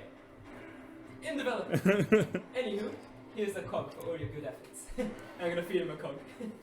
It eats the cog, and after 5 seconds, you just hear all the whining and gear work just come to a crunching halt. And the whole thing just goes stiff. Harakai's gonna try and do that thing, with kids to stop. It's kind of Isn't this like a giant rhino? It's a medium size, so it's probably human size. So it's not the same size as Xerxes? No. Oh, okay, yeah. Yeah, he's gonna go by the story and just start shaking it. Loose bolts and washers just start falling out of it before he finally spits out the bolt. I mean the cog. Just starts trying to put it back together in a hopeless attempt. And he just breaks down. Yeah. Come back! After a few seconds, it just starts. It's like. And he just starts biting into life again. Hey, that's good. That's it. Awesome. Alright. Kyla, Dario, and Dre, what are you guys doing?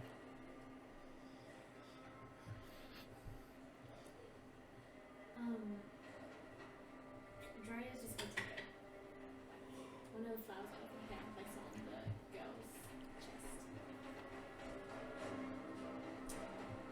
May your mother accept you. Despite what you've done.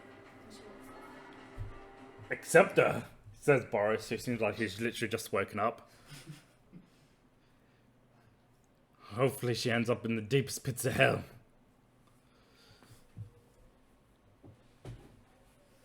She just walks off, doesn't even answer him. Did I say something wrong? When he He says to one of his, like, the guys next to him.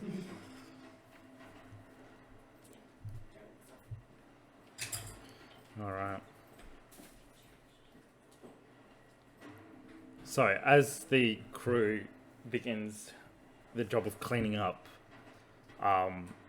word comes out that there's another 3 dead below decks that have been hit by the bolts, and